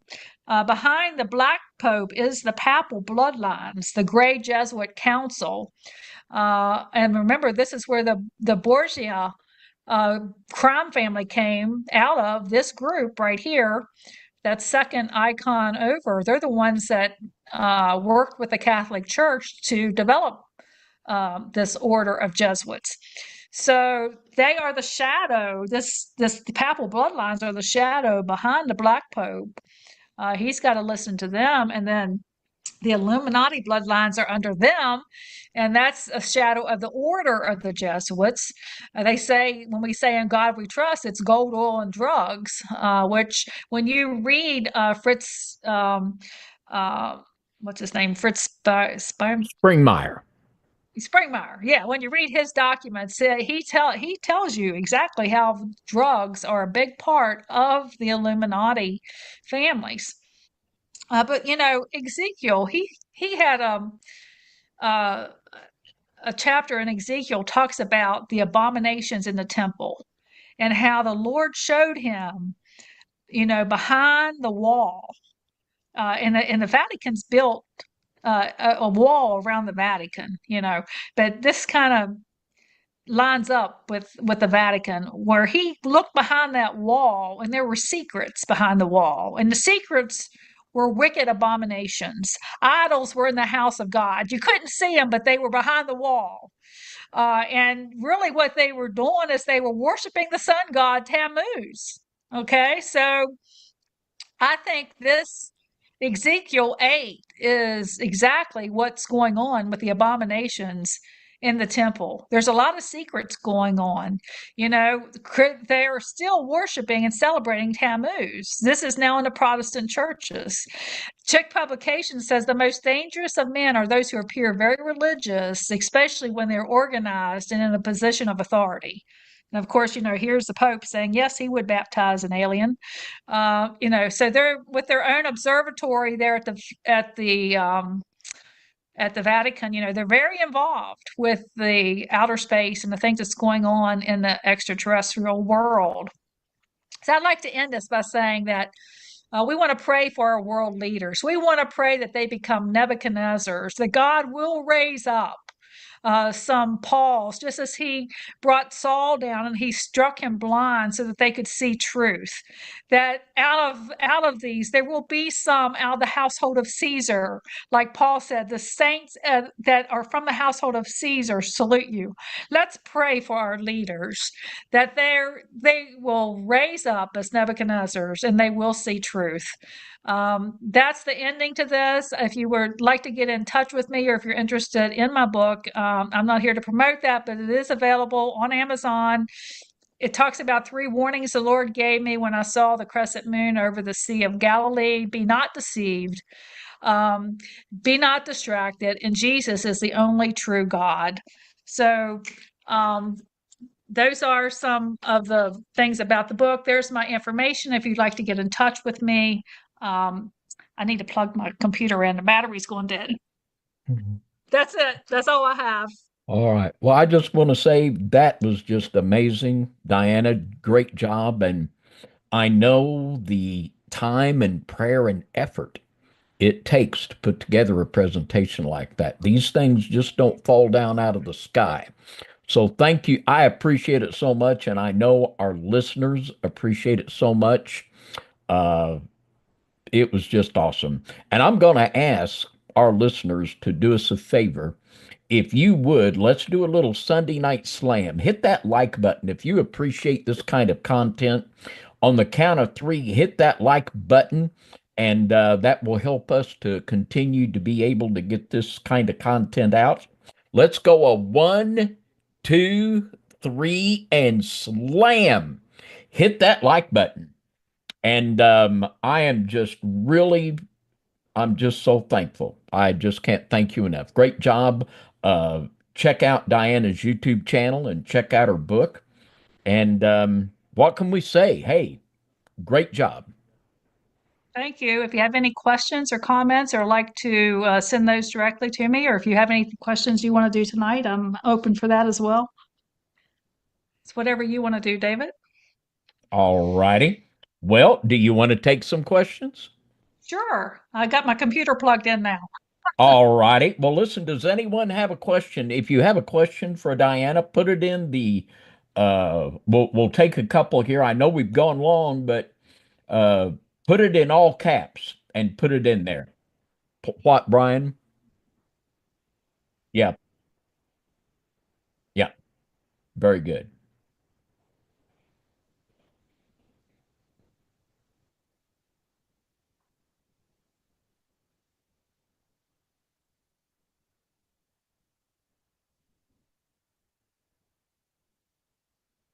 Yeah. Yeah. And a big shout out to Jared Miller for, as always, doing a great job. Thank you, Jared. And they're saying don't stop now. I tell you what, they've been over 2 hours and they're still ready to roll. Okay, Well, here's one. Yeah. There's one here. Any thoughts on the son of perdition? I'll let you take that one, David.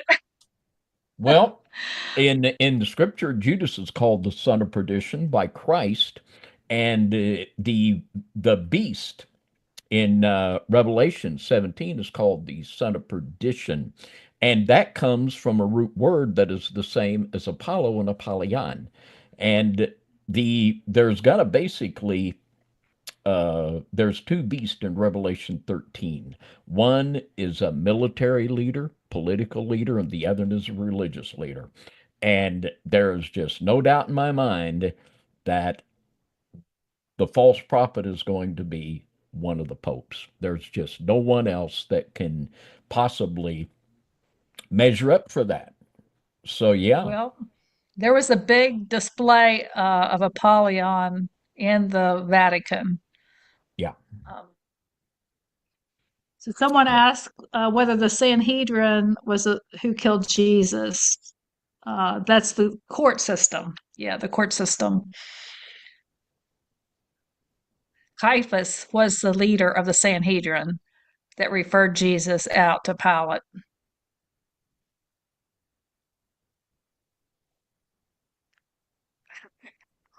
Good question. The name of my book is Truth is Not of This World, and it can be found on Amazon, and there's links to it off of my website as well. Yeah, out of respect for everybody, this is Brian. I didn't want to interrupt the guest here, but the question was that y'all couldn't hear me ask it to Diana here. Are the reptilians at the top? That's by Johnny Kirk. Yes, I saw that question. Are the reptilians at the top? Well, they could be. What are you thinking about that, David?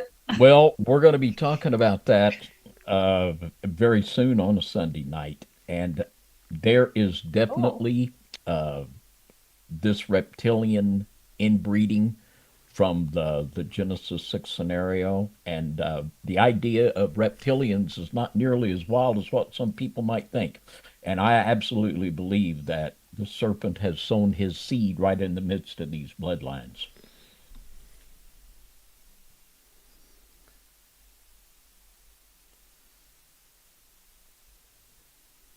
Here's another question. Someone asked why. Okay.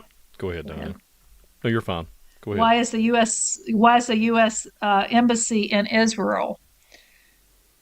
Donald Trump moved the embassy there, and he's also advocated other countries to move their embassies there. I believe if you'll listen to the Noahide session that we did, that it is an effort to bring America and the world as they move their embassies there under the court system of the Sanhedrin when they get ready to implement that, if they get to that point, just like the Tower of Babel. God stopped them, and I believe he can stop them again. Here's a really good question for both of you. What do you think about the Pope opening doors with the staff? That's a very interesting one.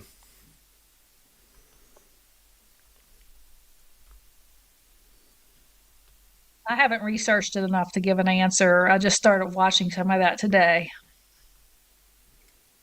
Well, I think there's a reality to it. The doors are being opened, and there's the spiritual activity is at an all-time high. We see the drones, we see the orbs, and I think this is connected with what the Bible talks about, the removal of the restrainer, when it's going to be Katie bar the door when the pit of hell's opened, and you can just feel the demonic activity just increasing and becoming more intense. And this is just the signal for the Israel of God to pick up our game, and it is no game, it's spiritual warfare. So I think there's a real reality to what's going on in the spiritual world, and I think the Pope very well knows it.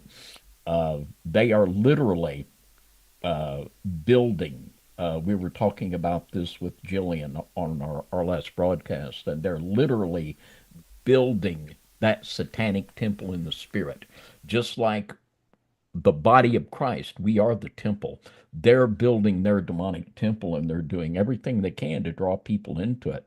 And such a great job tonight bringing in these people that you wouldn't think about being Jesuits, Joseph Prince and Copeland and these people. And the Catholic Church doesn't use the word Protestant anymore because who's protesting? They call them non-Catholics. So, we'll just let them know there's still a few people out here protesting. There certainly is. But fantastic job. This is a broadcast to listen to and re-listen to. There's just so much here. When you watch this again, you'll just get so much more out of it. And I'm just very thankful to be able to put this up on our channel.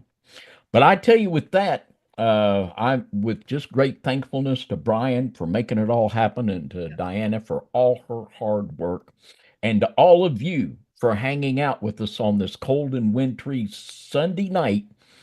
We're just going to say until next Sunday night, 7 p.m. Central, a big high five and good night, everybody, from FOJC Radio Sunday Night Live. God bless y'all.